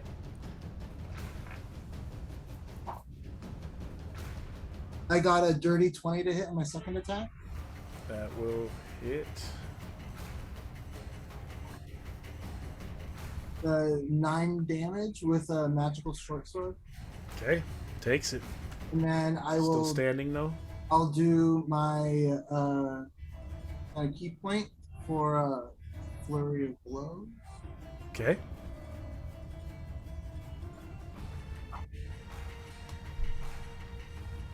That's a 23 to hit. It's gonna hit. 10 damage. 10 damage, so 10 more. So he's slowly wearing away at this guy as you're just like, suddenly he's fighting these two big soldiers and this little guy kind of comes out of the darkness and lights him up. Yeah, so... Wait, did you make 2 attacks with your bonus action? Yeah. No, I did 1 attack that failed, and then because I have 2 attacks. Yeah, so if you use the flurry of blows, you get 2 unarmed attacks. On the flurry of blows. Okay. Otherwise, it's just bonus action unarmed attack that monks just get. I think you still have advantage too, which I keep reading about. And you still have advantage. 17 to hit. That's gonna hit. My second attack. That's 10 more damage. All right. And then, are your fists considered magical? My fists are not. Oh, you don't have the key empowered strikes? I'm using key. I use a key point for the flurry of blows. No, key empowered strikes is a monk feature you get at level 6. Oh, I don't think I'm there yet. Wait, at level 6. Yes, I do. I'm at level 7. Yeah, so your attacks are magical for the sake of overcoming resistance. All right. Thank you, my friend. Yes. Yeah, I've already been counting in those hits as all those hits as full damage. So that means you're Well, now I already know. there. Another legendary action as he tries to trip Nazari. Give me a strength save. He's tripping me? He's trying to trip you. Oh, okay. Would a dexterity save that? Strength save. You have to do it. It's strength based. No worries. Yep. I rolled a natural 20. All right. So he steps out of the way of it. Nothing goes there. Actually, as a monk, he can use Dex for that. Like that's the whole monk feature of you. If something would force you to use your strength, you can use your Dex instead. Even on a saving throw, you can change it to a Dex saving throw. Or is it just on a strength check? Might be just strength check. I wonder if you. I mean, read it. Rules is written. I'll take it. I just wonder if it's on like if this thing is specifically looking for a strength saving throw, will it allow him to change it to a Dex save? Either way, if he got what he got, he beat it. So, but if you want to like find it, correct me. Let me know. Let's see where we are at as Nazari gets there. These other Minotaurs are like crowding around now, starting to pour over the top here, chanting and roaring for their leader, who's slowly losing this battle. Now, Alcides, you are up. You and just are they still at an advantage? Mm-hmm. Because he did attack with advantage this turn.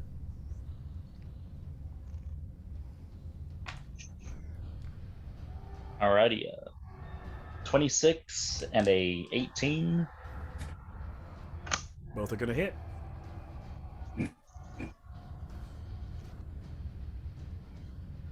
And at the same time, you can tell that you could kill him this turn. He's so weak, but he's also swinging that axe with that last legendary action on his turn. You can tell he's swinging towards Nazari.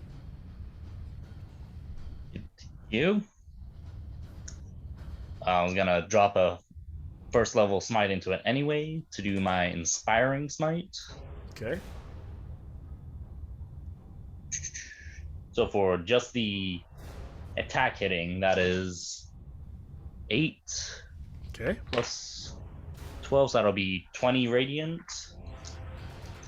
And then does he consider a fiend, celestial, undead, any of those nasty smiters?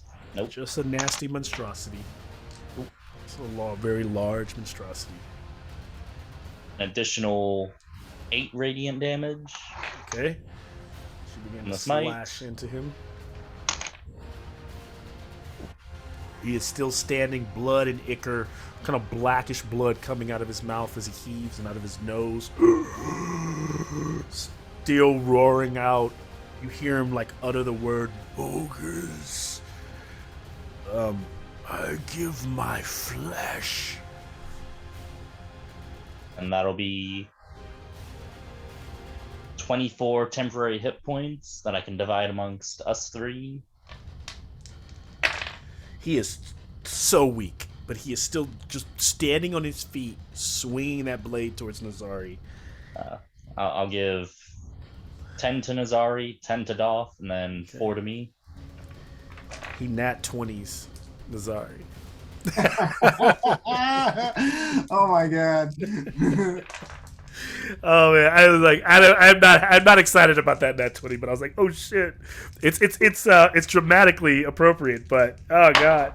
So well, my next turn's gonna be pretty easy then, huh? Yeah. I mean, you got him if you, as long as you're, but yeah, but I don't know. That was a pretty low roll on that first 2. Remember, you just got 10 temporary hit points. And for every 10 hit points, you said? No, you just got 10 temporary hit points from my inspiring. Yeah, he gave you 10. Yeah, I added those. Thanks, man. But you took 31 slashing damage. I'm done. So, and as it like nicks Nazari, like right on like the throat, he just catches his neck and he collapses down just as quickly. But it's almost like how you gave him those temporary hits, almost as you were like pushing him out of the way and protecting him. It would have been like, it almost would have been a death blow, dramatic effect, as Nazari goes down, as he like still like raging, turning to attack. Actually, it's his turn. He's still alive, so he could try to swing down on Nazari again, but as Doth and Alcides are there, he swings, of course, on them. Still swinging wildly to Doth for a 24. Let me know if that doesn't hit you, because I know certain people are boosted and such. I'm no longer boosted because Nazari lost concentration. 28 points of slashing damage. I think I'm gonna have to cast shield to stop that. Stop that. 25. If that blocks it, so shield blocks the shield, and then he will take that blow again towards Doth, looking at his weaker of the two enemies, trying to get something in there before he dies. Is Doth weaker? Not weaker, but lower in hit points at the moment. Like in terms of sizing up who has more kind of life in them. Little health bar above the hips. Yeah, I mean, I imagine we can kind of see how you're moving. You can see the blood that's coming out of you, that kind of thing. So this Minotaur is actually the main character. He's got the scan ability to see our hit points. 28 to hit Doth on that second one. Didn't do much on the damage. 17 points of slashing damage, and he is done. As that axe comes down as heavy as it can, with all of its might. Doth, you are up. All right, hold on. Let me adjust my hit points real quick. 17, you said? 17 hits. No, it was 17 damage. So you did it? Sorry, he did 17 slashing to you. Sorry.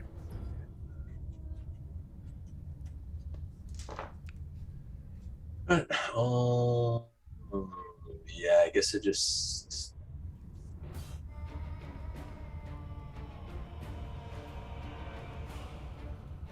Put him to sleep. Put him to sleep? All right. Go ahead and roll that. I mean, that's going to work. Yeah. You said how much did you roll? Haven't yet. Oh, yeah. I mean, I doubt you can roll under, but as he slowly starts to stagger back,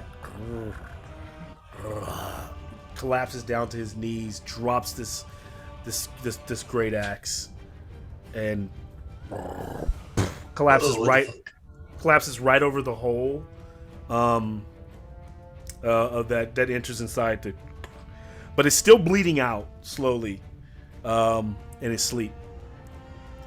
But will probably be dead soon with all the slashes and the amount of blood that's like leaving his body. The rest of the Minotaurs are still clamoring around the fortress, but you've realized over the last few moments, they aren't good. They aren't smart enough. They also, the adamantine structure, they can't get in. They can't even get to the top. But they are like surrounding it. In this moment, as their wailing kind of becomes a droning in the back. This is almost a chance of a moment to breathe and to decide what you all are kind of doing, and what you guys are maybe I'm thinking about taking a nap. Oh yeah, and Nazari's down, so probably under one of the thighs of this creature, like laid out. All right, I guess. So it's almost like you're in combat, but you're not, because the creatures can't get to you. It's like this. It's like you guys are like a zombie horde, like, except for the zombies are Minotaurs, and you can just constantly hear their scraping and clawing and bashing against the walls, kind of I can never say that word. like reverberating through the structure. Oh, resonating. Resonating, yes, through the structure is one, yeah, but they can't. You're still safe. Let's do a healing word on Nazari to get him back up. Yeah, thank you. And recall our 3 gargoyles? 3 gargoyles. And I'm gonna take a second wind myself.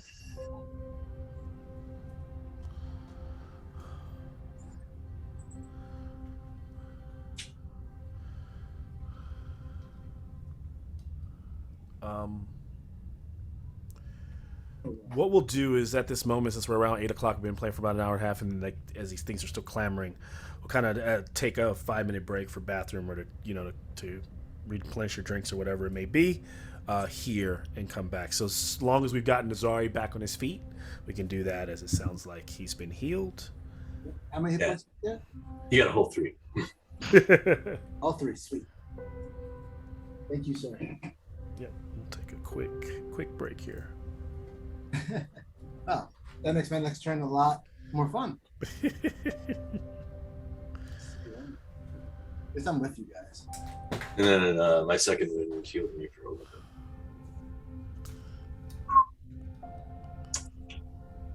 Well,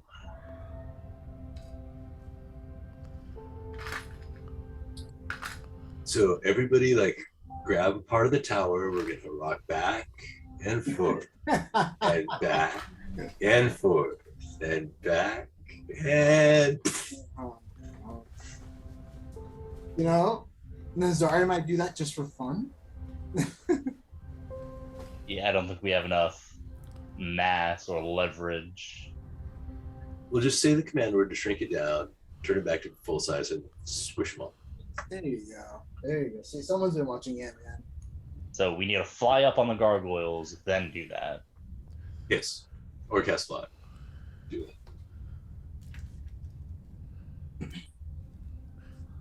The thing hasn't been identified. I know everybody knows what it is, but I think that you still don't No. quite know that. Sorry, that's out of character. But I like, definitely a interesting idea, and I think if they can in character figure that out, that's fine. But I'm gonna reprimand Calix for not shooting anyone. yeah, like he was. This is your one time. Perfect. To be doing all the shooting. He's like, I don't know what happened. I was just being controlled by the thing. Yeah, I'm just gonna spam vicious mockery at the Minotaurs at the bottom. Down below. Just bet you what you could fly. That is a very strong door. I'd like to disarm this guy, put the manacles on him, which you can probably break out of, but whatever.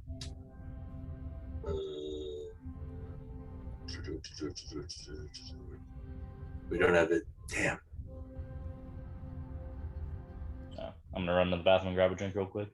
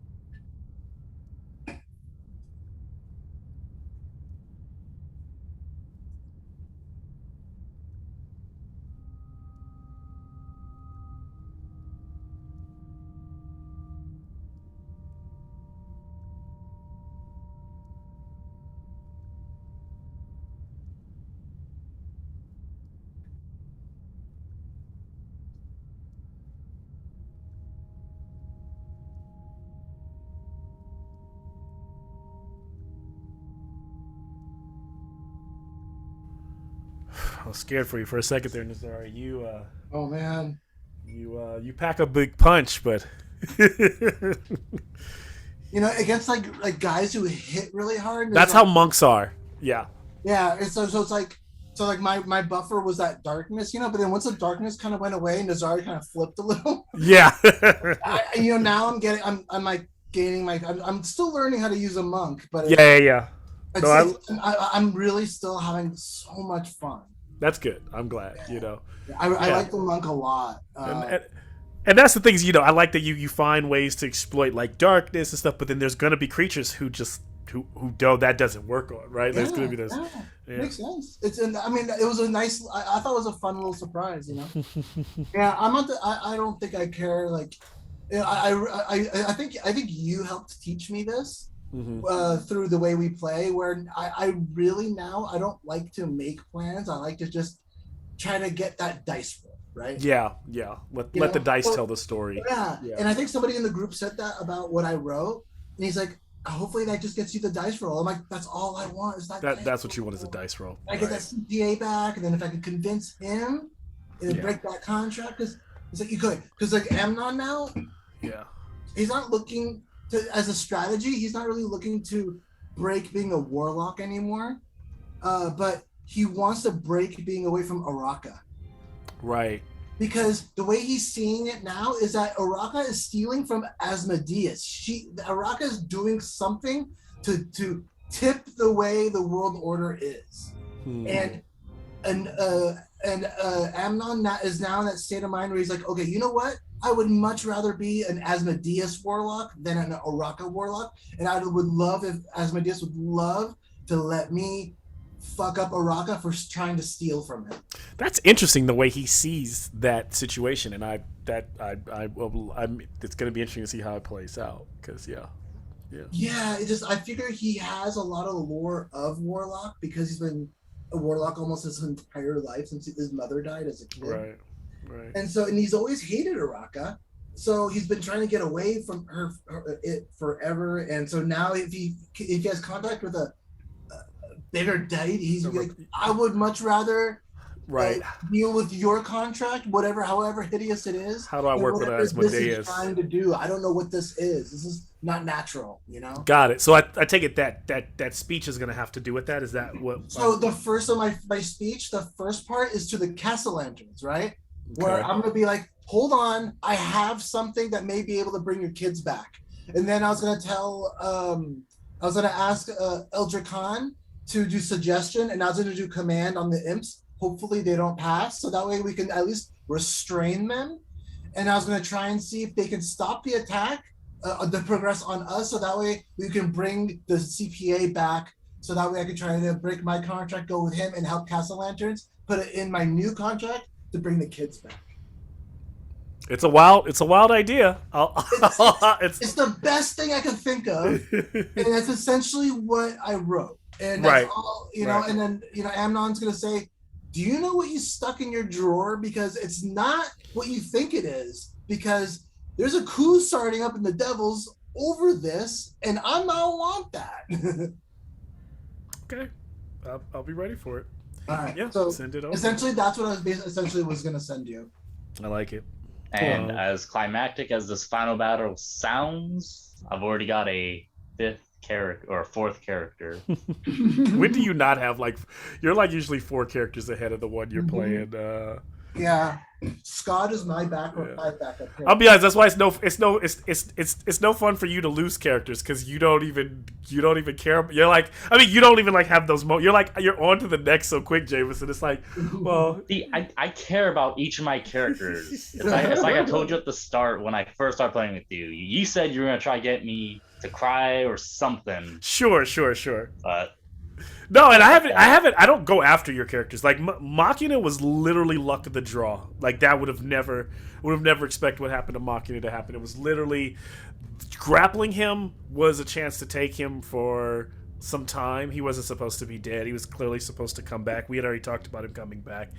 And your choices of him walking into that tavern, that was his fate. And it wasn't like you didn't do anything wrong. I think it was narratively impactful. It was I think what he would have done.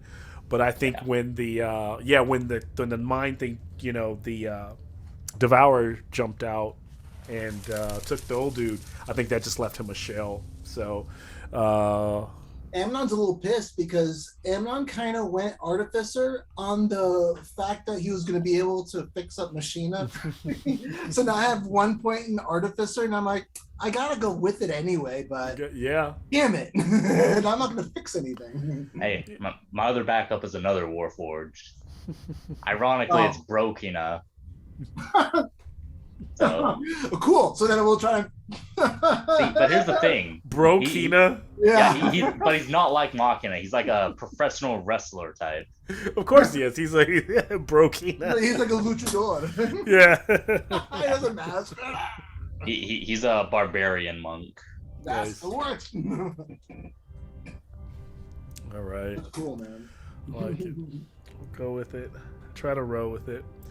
All right. So big guy's down. His blood is seeping, through the opening there as he's knocked out. His breathing has become extremely shallow in these moments.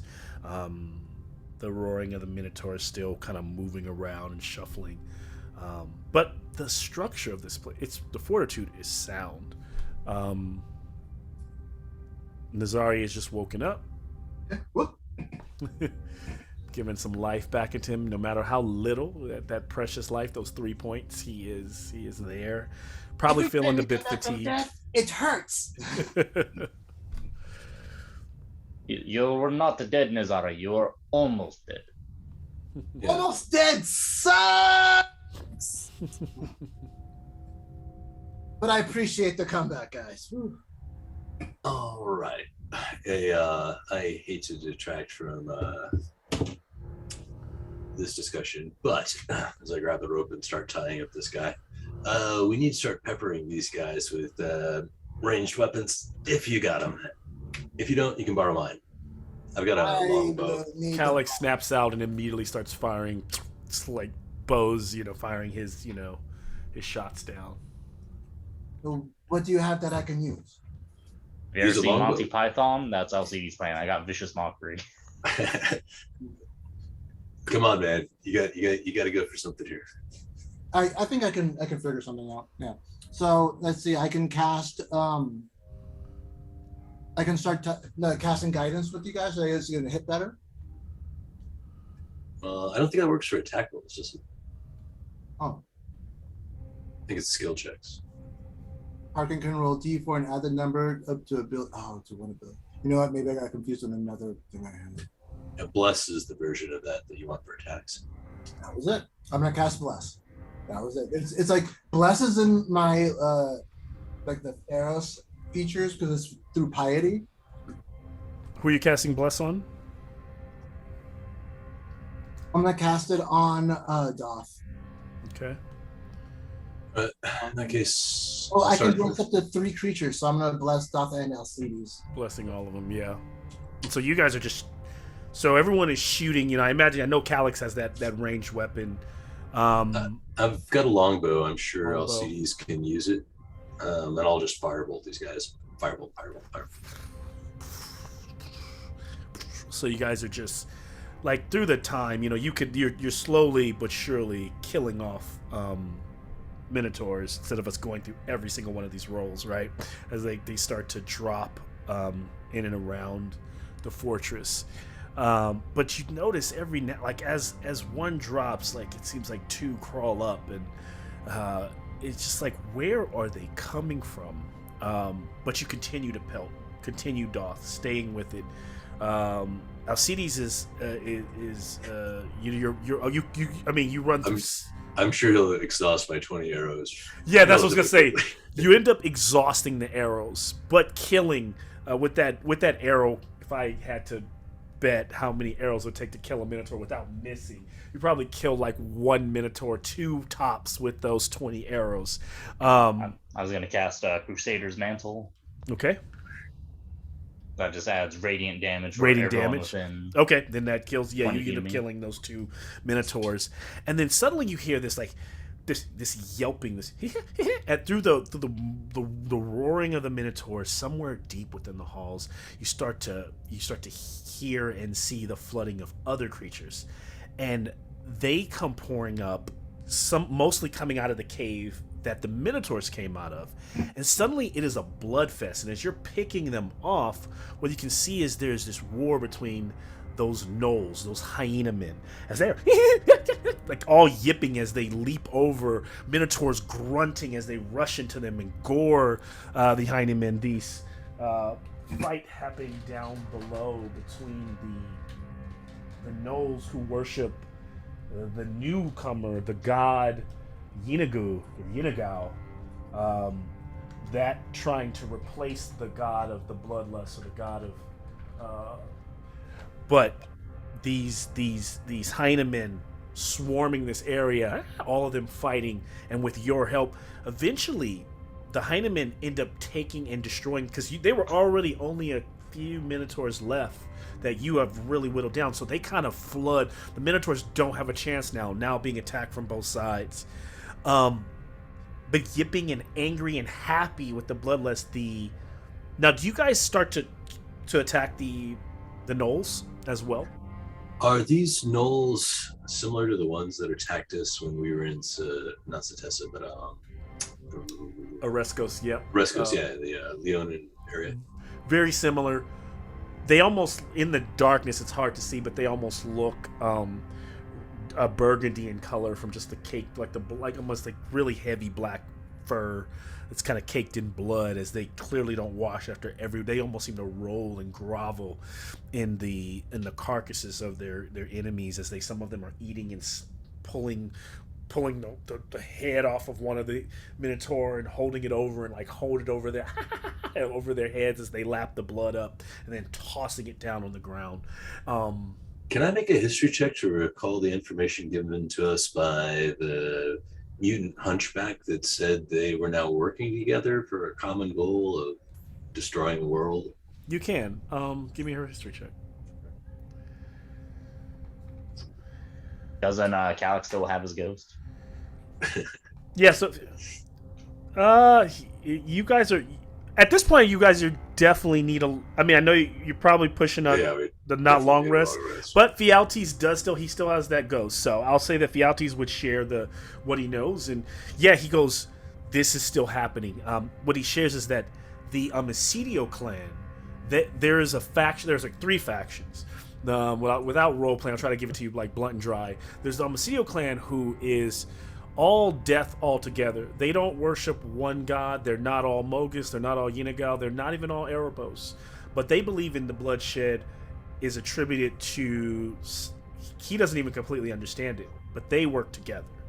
Then there are the regular Gnoll, who are just all Yinagao, who seem to be completely against Mogus. So the Omicidio clan is more of a cult.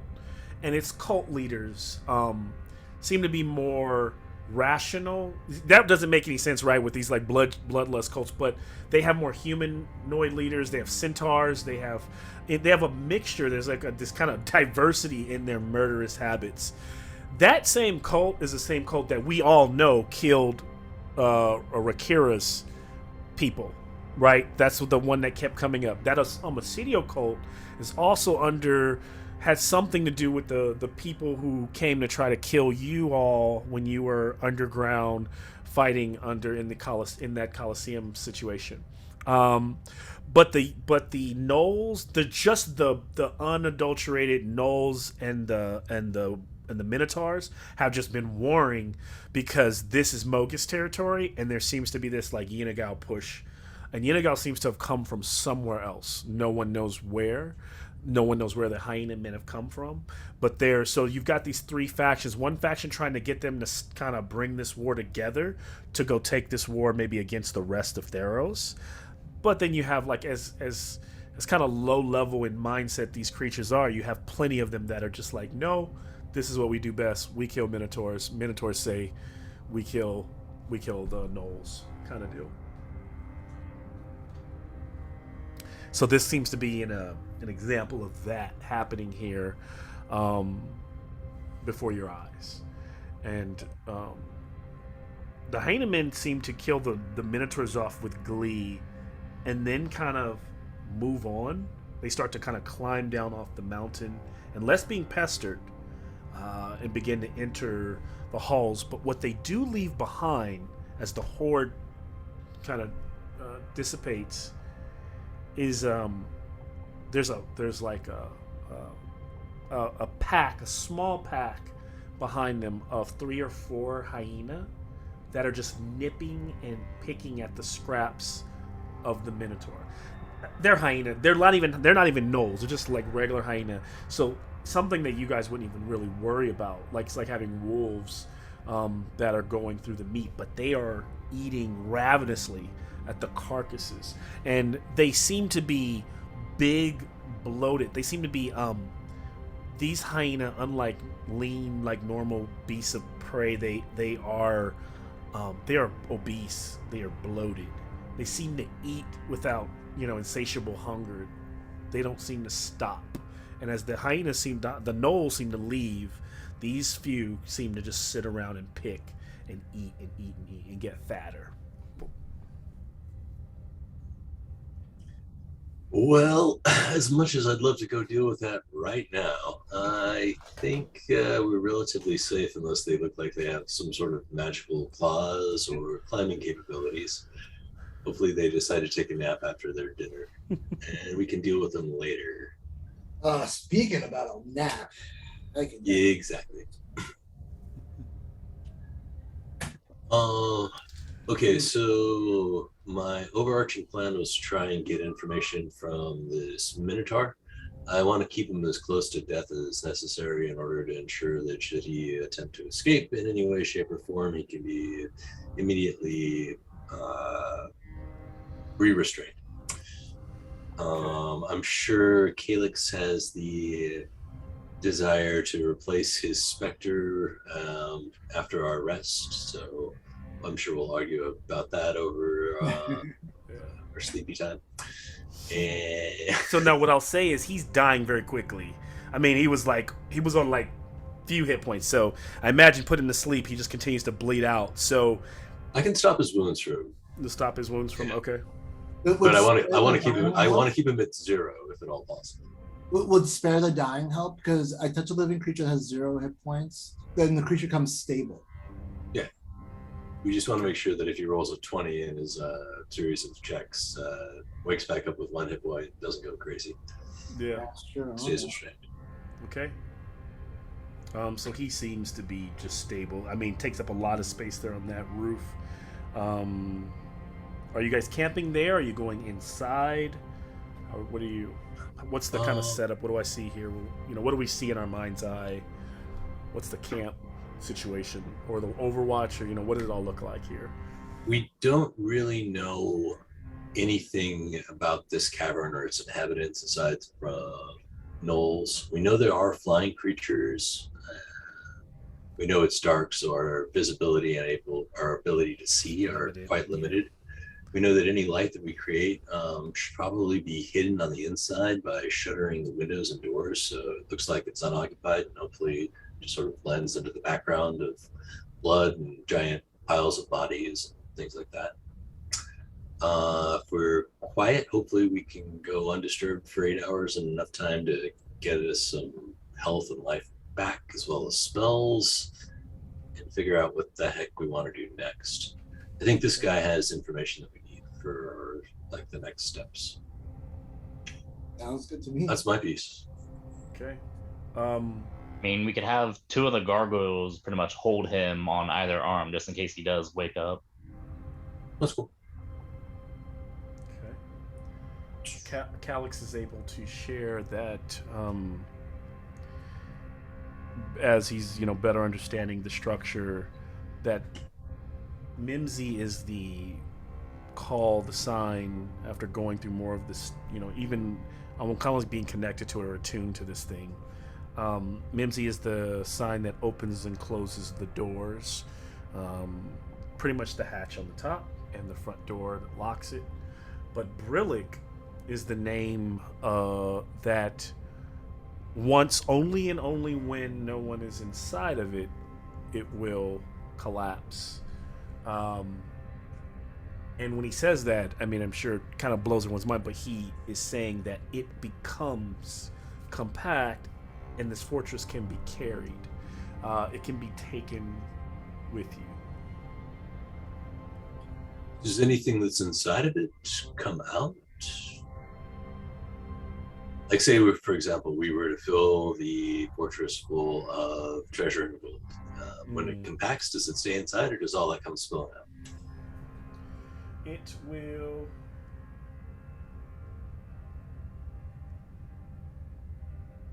It will not compact all that stuff. All that will come spilling out.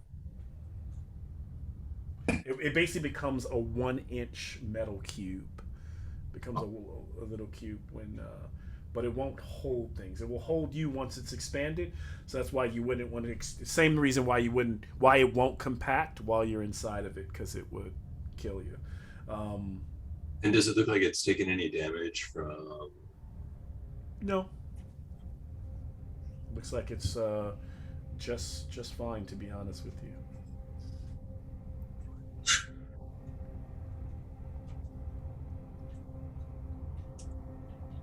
Let's see, and then there's his axe as well. I believe that's most likely magical. The axe from the creature? Yep. Yeah. It is if you identify or spend time with it in this, roll, see if anything happens here. So within that 8 hours that you are all resting inside of this fortress, it's a +1 great axe. The only issue, give me 1 second.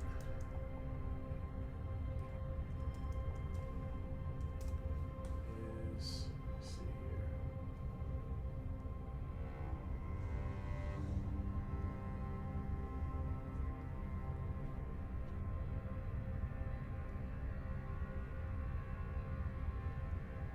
Yeah, it's just a big, heavy, two-handed slashing D12 +1 great axe. No other special properties. It's all. Let's see. I guess I'd like to use my ability to change things. Can I split it into 2 hand axes?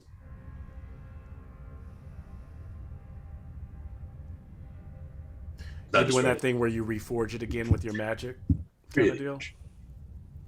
I don't think Naziri has any magic weapons, does he? I do. I have a magic sword. Oh, okay. Right. You have a magic sword, you said? I do, yes.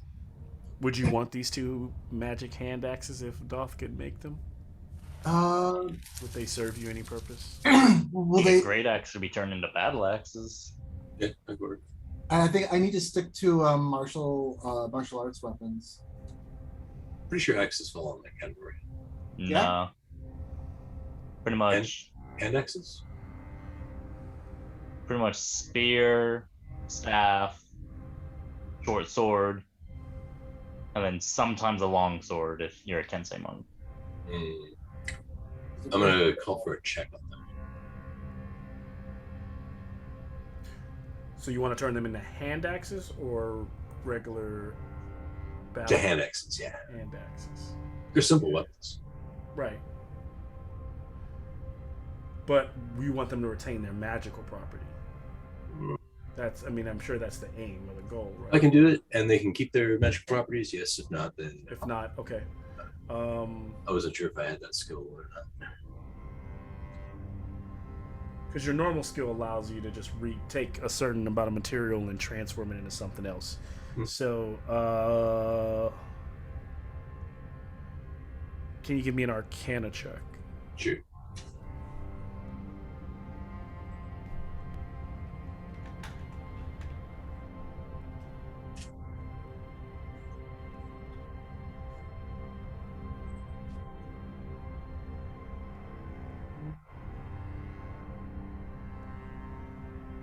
Total of 18.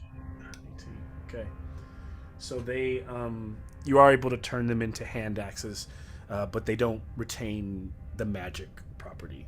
The process of breaking them down and transferring them into, but they are two sturdy, easily usable hand axes that you can distribute or use however you wish. Yeah, throw them away. They're useless now. I'm gonna do the same thing to the cursed axe I have too.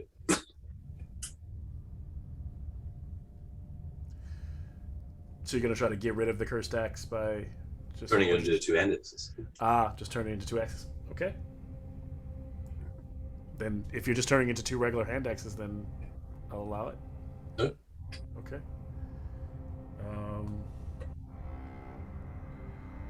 So that works as he's kind of able to dissipate and change those structures over the course of this 8 hours. If there's nothing else that you guys share with each other over that 8 hours, when it's time, when that 8 hours passes, now in that time, this creature stirs and is bound, kind of gruff, and moves around and kind of seems to bark out and moan, but doesn't speak much of speaks this kind of very broken Minotaur, of course, that Doth is able to understand, but being kept so close to death, mostly moans in pain and in anger. What are you trying to get out of it, if anything? We're still looking for homeboy, right? Yeah. So if you ask about where humanoids would be taken, he tells you His stomach. is what? I said his stomach. It's what he wishes. He's because I imagine with just the treatment and anger, he's gonna be a bit more. This is a big guy. This is a guy who's dedicated, bogus. He's not trying to answer anything. Yeah, he is being. He can take this pain, and he kind of refuses to work with you, Doth. But in terms of maybe you want to do intimidation, or you tell me how you want to try to persuade him, but he's not waking up and just sharing information. Oh, I've got like a -1 to my intimidation check. Okay. It's charisma based, and I have no charisma. So, but he speaks to Doth, and he's like, "I tell you nothing." Oh, it's fine. We'll simply take your soul and intimidate that. Nice. I'm not lying. I don't care. take it. I can take it. Anything you give me. So you're willingly offering yourself to become a specter that is going to give us the information anyway? I offer nothing. You just said take it. You do what you must do. I do what I must. Why must you do it? Nah, he just kind of barks.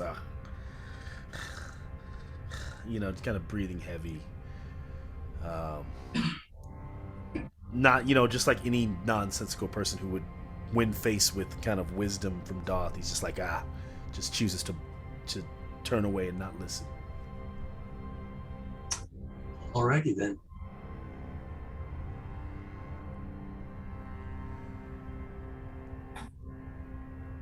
I mean, unless they want to, anybody else want to intimidate him, kill him, transfer him, try to get Calix to do his thing.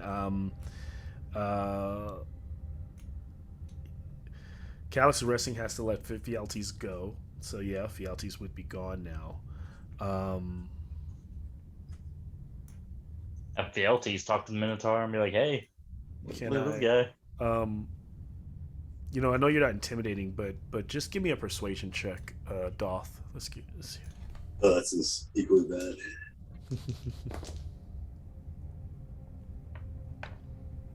He may not have the greatest resistance. We'll see. I mean, he's clearly giving him advantage because he's got nothing to lose. I think these kind of lieutenants to Mogus don't. I rolled a 19 minus 1, 18 total. Okay. How about we do the opposite of telling him we're gonna kill him? It's like, we're gonna let you live with your shame. We're just gonna cut off your arms and your horns so you just can't fight. We could feed you to the bloated gnolls downstairs. No. He wants to die. Like, he wants combat. No, So I mean, like, piece by piece. we're gonna turn you into a rabbit. Harmless rabbit. Eating grass for the rest of your life. Look, He said, we really don't care about you or, like, whatever your endeavors are. We're looking for a kid. You help us out, maybe we let you live. It's easy as that, right?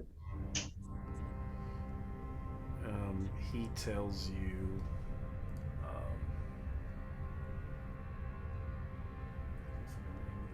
Think about all the bloodlust you'll be missing out.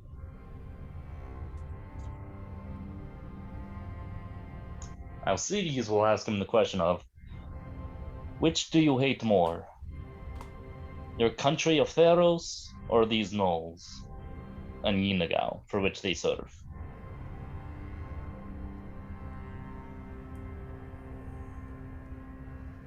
I hate Inigo.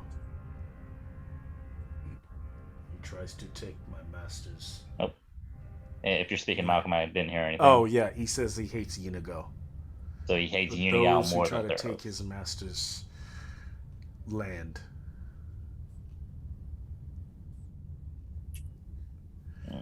But he says if you're going to find any humans alive in this place that haven't been eaten already, they will soon die as they will be worked to death.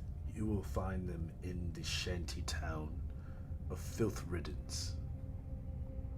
If you can make it there, you will have to climb the stairs of the Horned King, Mogus, the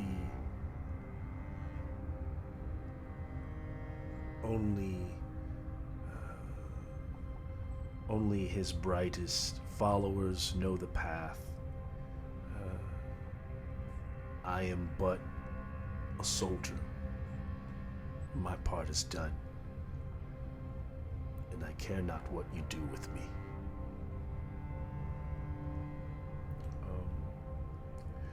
But he can kind of point you in the directions of Filth Riddance, which is to be down at the bottom of the basin, and of those many caveways that enter. There's one cave, one mouth that goes deeper into the the series of tunnels that is east. And see, he of course, cutscenes, he's able to share that with you and show you where that's at from the structure pointed out. And that's what he's able to share so far. He's able to point you in the direction. He's able to tell you about a town called Filth Riddens. Pretty much a town, knowing the snaking paths, it could be snaking 30 to 40 miles through the caves to get there. But he says if you survive that, if you make it there, that's where you'd find your answers. Well, you're free to go. Do be so kind as to tell your master the Oesiri will be seeing them shortly. Does he actually do you actually let him go, or is this some kind of like murder? He's like he lets him go. Oh, yeah, it's free to go. Okay. Well, he doesn't fit through this structure, so the only way off is like over the top. So you just let him like jump off, I guess, with his hands tied, or just have the gargoyles kind of carry him down. They like just carry him down and drop him into the darkness. He's like, oh, he crashes down. And Nazarius leans over. Bye. Just toss him down the 2 unenchanted axes. This is after we're done with our rest, not before. Yeah. After you don't trust, and he, as angry as he is, he kind of saunters off into the darkness, a bit defeated, and disappears into the darkness. Of course, not in the direction that you're going, not east, but during one of the other caverns. He does spend time looking around at his, fallen Minotaur brother, and he does take his anger out on several of the bloated hyena. He just starts like fucking just pummeling the hyena to death. And as you want to give him the unenchanted axes? Oh, they're down there somewhere. I threw them over the side. And as he's murdering these hyena, there's one that's like, it's just fat. It's so large that his feet look kind of little. It's kind of like laying on its side, like it's gonna pop, and it's like laboring, like it's in labor, like it's gonna bear children. But you can tell it's just from its maws caked in blood. He's pummeling one of the other ones. You're all kind of watching this from the tower. And as he turns to that one that is maybe like the last one in the room that he wants to kill, its stomach bursts open and something slides out like a sack of placenta, and the hyena goes limp and dies. And what crawls out of it starts to pull itself out is a 6 foot tall hyena man, a gnoll. And so the first time you now know how gnolls are created, as they burst out of the fat bile that the hyenas that follow those packs consume. And as the gnoll reaches down to grab one of those hand axes on the ground, it is immediately gored. And as it gores it, he kind of grabs the neck and snaps it, throws it to the ground, and then saunters off. But you've now seen both, this Minotaur's fury, but how the gnolls are created. The enemy of my enemy is my enemy still. They're just not here. I'll see. You're just gonna look at that scene. It's like, this is, I want to say, valuable intelligence, but it is disturbing. It is very disturbingly awesome intelligence. I want to say thank you to both of you so much, and I bow down to both of you. Get your ass up. You're a man. Kneel to no one. I'm not a man. Humans. No offense, Elsie. I meant it in the you're a male. Are you a male? I don't really know. I am male, yes. Oh well. Oh, that was fun. Oh, all right. Oh, what? East now? It sounds that way.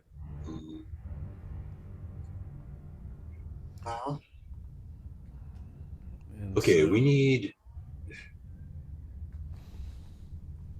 I to need assume that we're going to run into most likely more Minotaurs. Assume that we're going to be traveling in the dark, which doesn't really seem to bother you at all. For the remainder of us, I think it's an issue.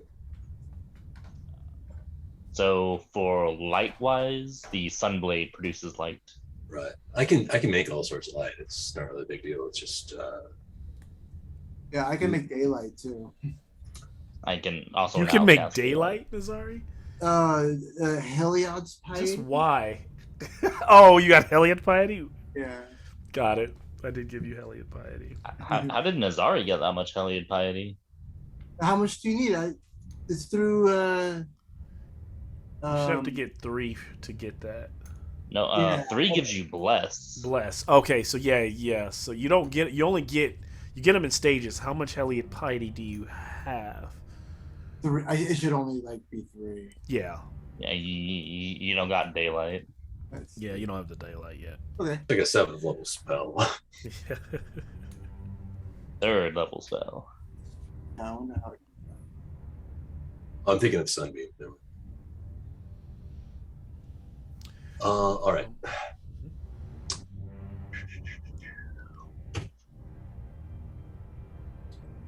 Okay, so we're looking for a town at the top of the stairs where they take a bunch of slaves. Called filth riddens. Yep. If there's a bunch of slaves, that means we'll probably have to free the slaves. So we got to figure out a way to get the slaves out of there. We have flight capacity for 3 if we can get back up, assuming no on that one. So we'll need to figure out a way to get all those people out of there without getting them killed on the way. Well, there's a bunch of dead Minotaurs with weapons. That's We can at least true. arm the slaves.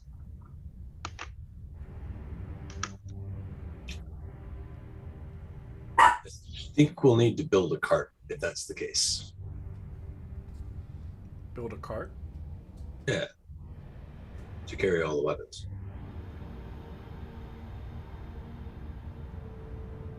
Might take another day though, in order for me to be able to make a circle out of metal to make wheels. I mean, yeah, you guys have the fortress to camp here if you need be. I don't know if it's a good idea for us to lug a whole bunch of stuff with us. Well, what if we take it and we put it somewhere that we can get to it later? If we can manage to get back to this point, we can arm them from there. Take all their weapons, bury them or something like that. Hide them in a niche behind the stairs or crevice in the rock, cover it up so it can't be seen easily. How many people have access to this tower? No, I mean, the tower's going to shrink down to the size an inch by an inch by an inch, Catholic says. So we're not going to be able to take it and put anything in it to carry it. So we're just going to have to hide all the stuff we can. All right. Well, if you guys want to bury all those weapons, I mean, I'm down to help. Yeah, I feel like just leaving the weapons just out in the open would be fine. I mean, otherwise, I mean, can't you just make them into something useless for now, and something that we can find later, and you can just transmute it back into weapons when we have more time? Oh, not today. Speaking of which, we got that alchemy jug. Water. Oh man, I forgot about that. Yeah, Shit. you guys have your water. Yeah. Well, that at least means we can take baths, right? Yeah, it's true. I can't trip myself cleaning. You guys smell horrible. 8 gallons of fresh water. So, actually, yeah, that's enough for a quick shower. Does a Darren's Instant Fortress come with a shower? I'm sure you're going to modify it Yeah. eventually. Yeah. Just integrate the alchemy jug into the fortress to make a shower. Running water throughout the whole fortress. Yeah, There's but no you'd picture for that have one. to bring the jug with you and put it in for it to work, because otherwise, Yeah, you got to bring the jug in and mount it, and it just keeps pouring water. I need some solar panels. Yeah. Homebrew an item, doth the luxury instant fortress. Super easy to do. You just bring in a portable hole. So yeah, at this point, you're going on. You could camp here another day, as you realize most things can't get in here, if you're trying to. But otherwise, if you're heading out, then you're heading. Does everyone have like their full hit points back and stuff like that? Yeah. We did a long rest, so Yeah. yes. Yep. Spell selections. Let's take a couple of ranged weapons for those that don't have them, just in case. Well, I mean, I can throw a spear, and also now I have all my spell slots, because that last encounter, we did 3. Technically, that was the 4th encounter in a row. Yeah. So. Last game, it was encounter after encounter, and then this was the encounter that ended that last game that you guys picked up on. That was one of the first games that was just like encounter after encounter. That's cool. Because they fought the brain things, then the demons, and then the Minotaur show. So 2 encounters back to back almost. Including the Thealtes encounter. Yeah. So those were all. Yes, you guys have had 4 encounters between the last long rest. Absolutely. Yeah. So it's been quite a bit. All right, and so I guess we kind of for the first time when Calyx calls this, says Brillic, standing outside of the structure, it like all the air rushes out of the space and it leaves a slight indentation of where the weight of this structure sat, but there in where it should be is a little thimble size, square, inch size metal box that he picks up and stores away in his pocket. I'd just reach over to Calyx like, I'll be taking that, or Doth will. And so as they travel off back into the caves, who with us with Doth mapping, us traveling as who is probably our survival person who will lead the party as the walls kind of close in, as you have to kind of march in order? Who's the survivalist that kind of leads and helps make decisions at the front? Who is my survivor? It's a wisdom skill, so. Yeah, we did pick you up in hell, so I mean, navigating like the dark and caverns of the lair should be pretty easy. So I would say, I mean, since there's shadows everywhere, I would just go from shadow to shadow and just scout. Yeah, I'll lead the way. Okay. So with the help of the party, you get help, but why don't you give us the lead roll for survival? Okay. I got an 11. Do I get advantage? You do get advantage. Oh, okay. Now it's nothing for no random encounters happen. So, but on that, well, actually, it might not. It might be more than 11. But go ahead. 19. Okay. So you end up traveling. Only within 2 hours, you come to a tunnel that you've been following. It gradually opens into a cave with a high ceiling overhead, and the walls have kind of red veins running through them that kind of pulse and throb with some kind of unearthly energy, almost like the Nyx energy from the Nyx, and this be something that you would need slaves to mine? Possibly. There are columns of stone that support the ceiling, and those columns are like this glittering dark marble, and they're huge. I mean, almost godlike. And there's a spiral staircase that leads up. You can hear in the distance those moanings, those cries. They seem to be, they seem close, but you've learned quickly down here the way sound travels that they could be very far away.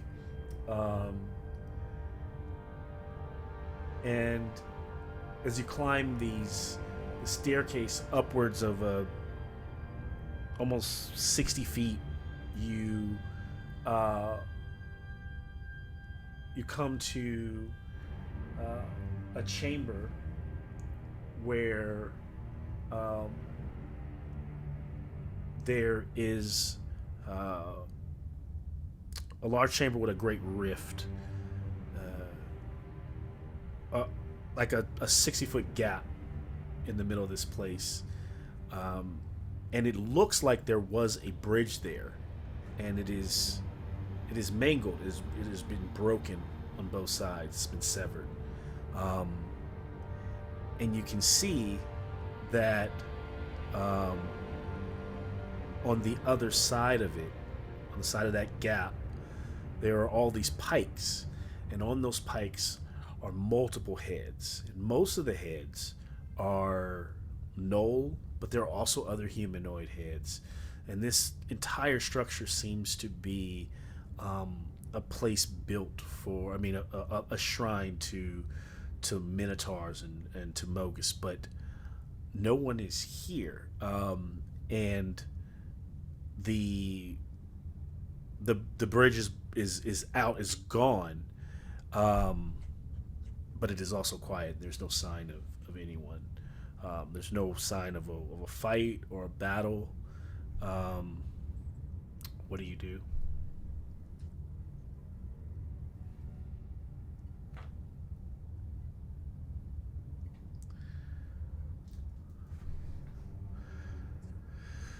How far does the chasm extend in both directions? The chasm in both directions, in this huge kind of cavern, it's large gap, 60 foot across, and it seems to go hundreds of feet on both sides, and it seems to be a huge kind of gap in the rock, in the mountain, where there might be a way to traverse it, but if you did go around it, you'd have to travel a bit without, unless you could fly, and you would have to, kind of walk along the cavern ledge, or literally kind of rock climb it, to try to find in the darkness the edges of where it go, but you can't see from where you're standing. They kind of disappear.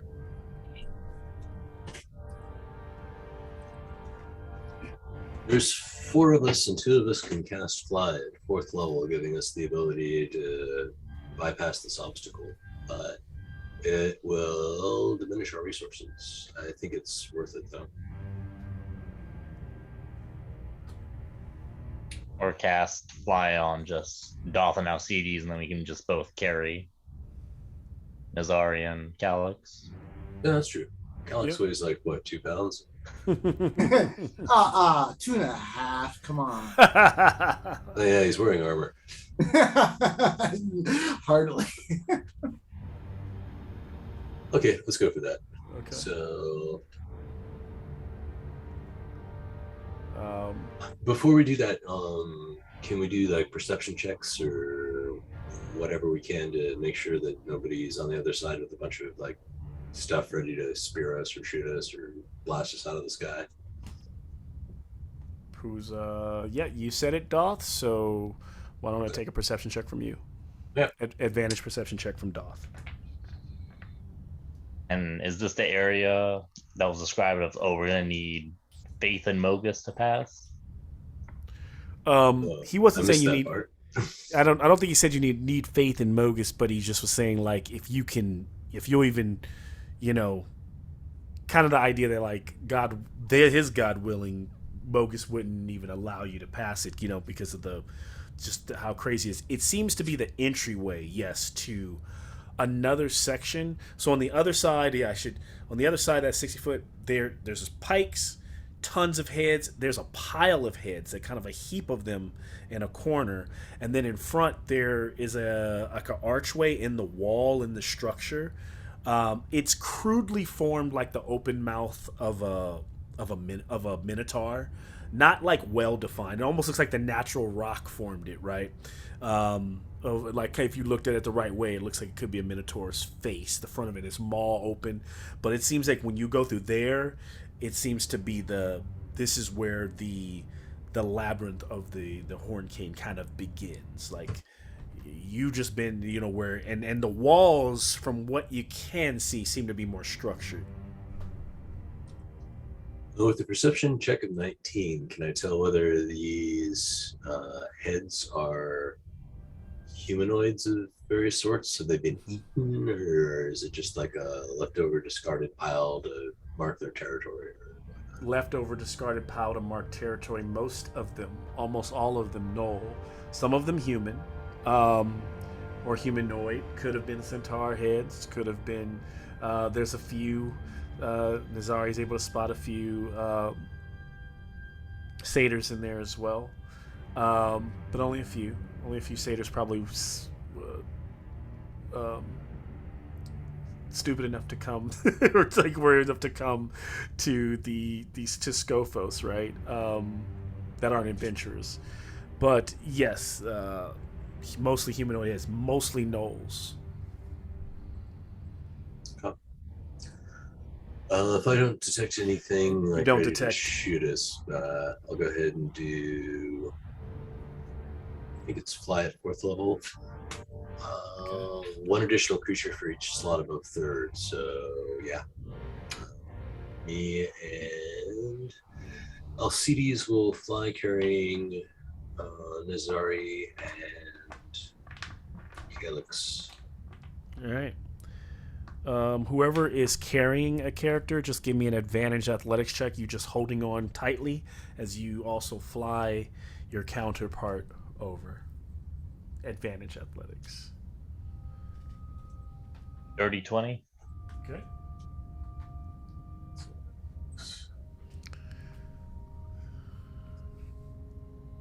I also realize I have a +7 to both persuasion and intimidation that I just never use.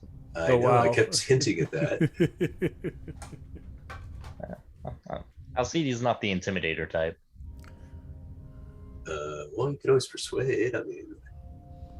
I mean, he did get the information out of him just by asking a logical question that he would respond to well instead of having to roll for persuasion. And so, sounds like you all made it over as you kind of fly over and touch down. That looking down at that large, gap of nothingness below you, as you fly over. Sure, Calix does something silly like drop something down there for fun. Yeah. And what you had a 19 on that. So in that perception check, as you land, Doth, what you do notice is you hear in the corner, in the darkness, off to the side, behind the heap. The sound is coming from behind that. I'd say that heap of a mound of almost a 5-foot mound of heads. And then the pikes are all in front of you. Like the pikes would be all along here. This is very makeshift. This is not exactly what the space looks like, but we'll all be here. But then maybe the mound is like in this area. You hear these little footsteps, like of one person, one humanoid. And as you all kind of like prepare yourselves, it doesn't see you even. But it looks like it's a gnoll, but it creeps out of shadows. And it glances cautiously over the mound at the pile of heads, and its filthy body is bent over and it's covered and tattered. It doesn't look as strong, and then strangely, it also doesn't have the same look of bloodlust in its eyes that you've seen from the gnolls that have come before. It almost looks more like a pauper, scrapped clothes, but it does have a bit of blood-crusted armor. The armor is quite crude, the little armor that is on the creature. and it kind of picks up, looks at the heads, and puts one down, and then it looks over at you, and you notice with only one good eye, the other is lost in a mass of scar tissue that's kind of crusted over its face from a terrible maybe wound that it's had. And it jumps behind the heads as though to hide, and then kind of slowly peeks back over stupidly to see if you're still there, and you're all still looking at it, and steps back again. What do y'all do? Well, it's 9 o'clock, so I unfortunately have to wrap it up for Okay. the evening. No Sorry, worries. I got like. No, I know you got early mornings and stuff. Yeah, I was gonna try to close it here, but yeah, around here. But if you gotta jump off now, no worries. I can try to we can try to fill you in on what happens. But if you guys all want to stop for the sake of Doth here, we can. As you're meeting this creature, it's up to you, all. I don't want to. I'm down for waiting until next session to see what's going on with this creature. Okay. Yeah, I gotta be up at 5 a.m. as well. Sounds good to me. What I'll ask is, what do you as we close out? What are you doing? How are you reacting as you see it? It does not seem to want to fight. It doesn't even seem to be armed, as it is kind of like hiding and kind of peeking over at you. So can I just like walk just a little ahead of everybody and just kneel down and just kind of just hold my hand out, just like the close to me, not out all the way, just just try to show that I don't mean any harm. I'll fly Look up to into Doth the and be air. like, "This must be the Nazari for the gnolls." I'll fly up into the air, fold my arms, and just sort of like hover, glowering, not saying anything. It steps out and it starts to speak like a broken Minotaur, what the Minotaurs speak, and it says, it seems to kind of grovel. Powerful masters, it whines. You honor us with your presence. Seek you passage through the maze. The spiral, the great horned king. I can help. Yes, trust Gash. Trust Gash, and he will see you through the maze. Spare his life, and he grovels. And as he drops down, whether of course you're going to insight check him, whether you decide to kill him or not, we will find out next episode,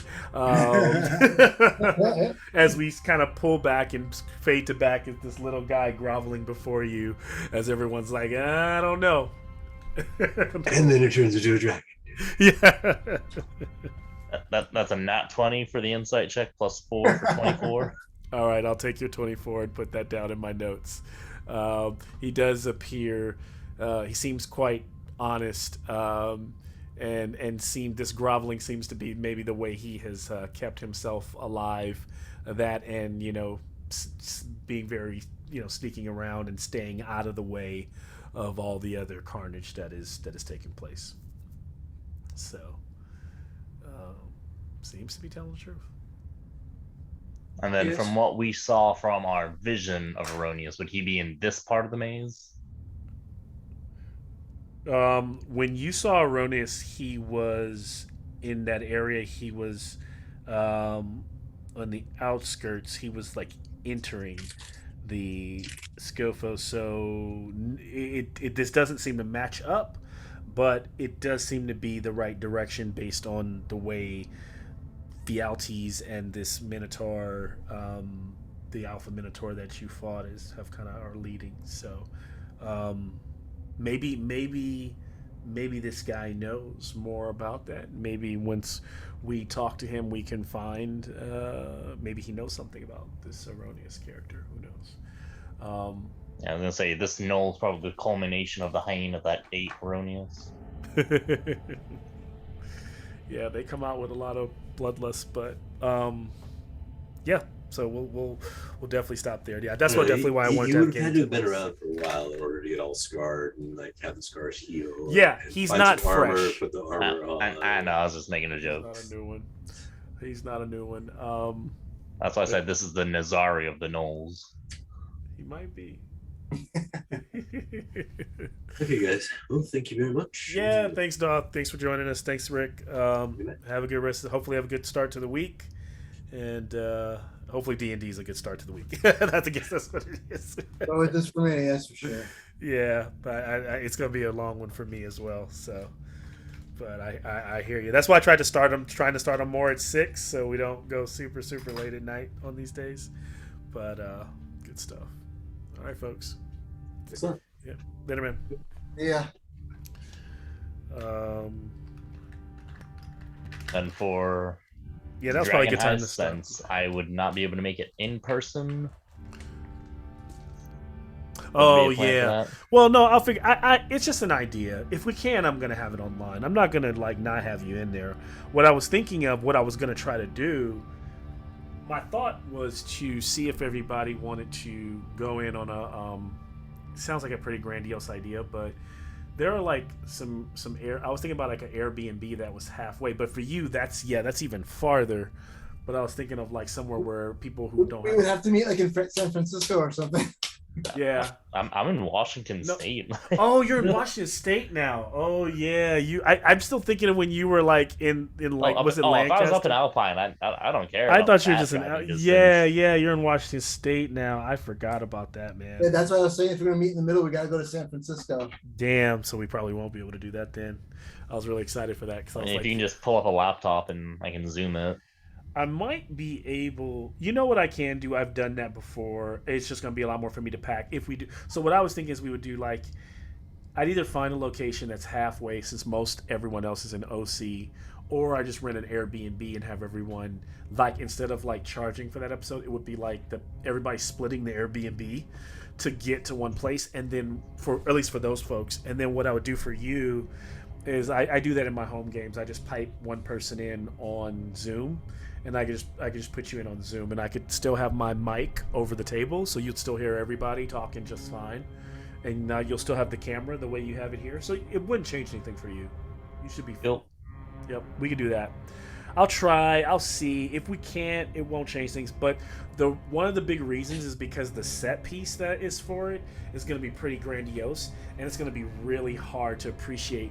For you, for one person, it might be fine, but I think it's one of those set pieces. I think that like if you're in front of it, it's going to like have more impact, right? So I'd like to have many people in front of it as possible, if possible. If not, it'll work just fine the way we always play. So we'll see. We'll see. Yeah, like that Tiamat miniature was awesome to behold. Yeah, to be there, and like it'll be kind of one of those moments, you know. Probably won't be Tiamat, you know, definitely won't be Tiamat, but it will be like one of those kind of moments. So we'll see how it goes. So yeah, now that I know that you won't be there, I'll make sure I can set up you on Zoom or whatever, or whoever actually for that matter can't play in person. We'll just have to. That's the thing. As long as it's not like in a restaurant, I can set that up. I just need a space where I can set that up properly, and make it a Zoom, make it Zoom capable. Yeah. Yeah, because you normally have like your battle camera, so you can just use that. Yeah, that's what I'll use. I'll use the same battle camera. It'll be the same thing. You would literally be playing no different than any other day, to be honest with you. Only thing you won't have is it won't be green. If anything, you'll just see people around the table or hear people around the table, depending on the gods. Yeah, so because I had to figure that out for my home game, because there's still my buddy Sam is still not in California, so we still set up this. I just set up this kind of this I like what I'm on is it's like an arm, and it locks onto a table, so my laptop is locked onto it. This is an arm on it, my mic is an arm on it, my light is an arm on it, and then there's a camera that's an arm on it, so it just locks onto a table. So I'll just use that for you to see me, and then the camera for you to see the table. So yeah. Oh, I just realized something. What's that? Like the factory I work at, I could easily do a laser cut metal desktop. Oh wow, dude. Cool. Like, I'm trying to think of the dimensions of just the regular sheet metal. Yeah. Like, yeah, if you can get like a wooden desktop, I could easily cut out a sheet of glass. Yeah. I don't know what I'm gonna do with my 10 feet long by like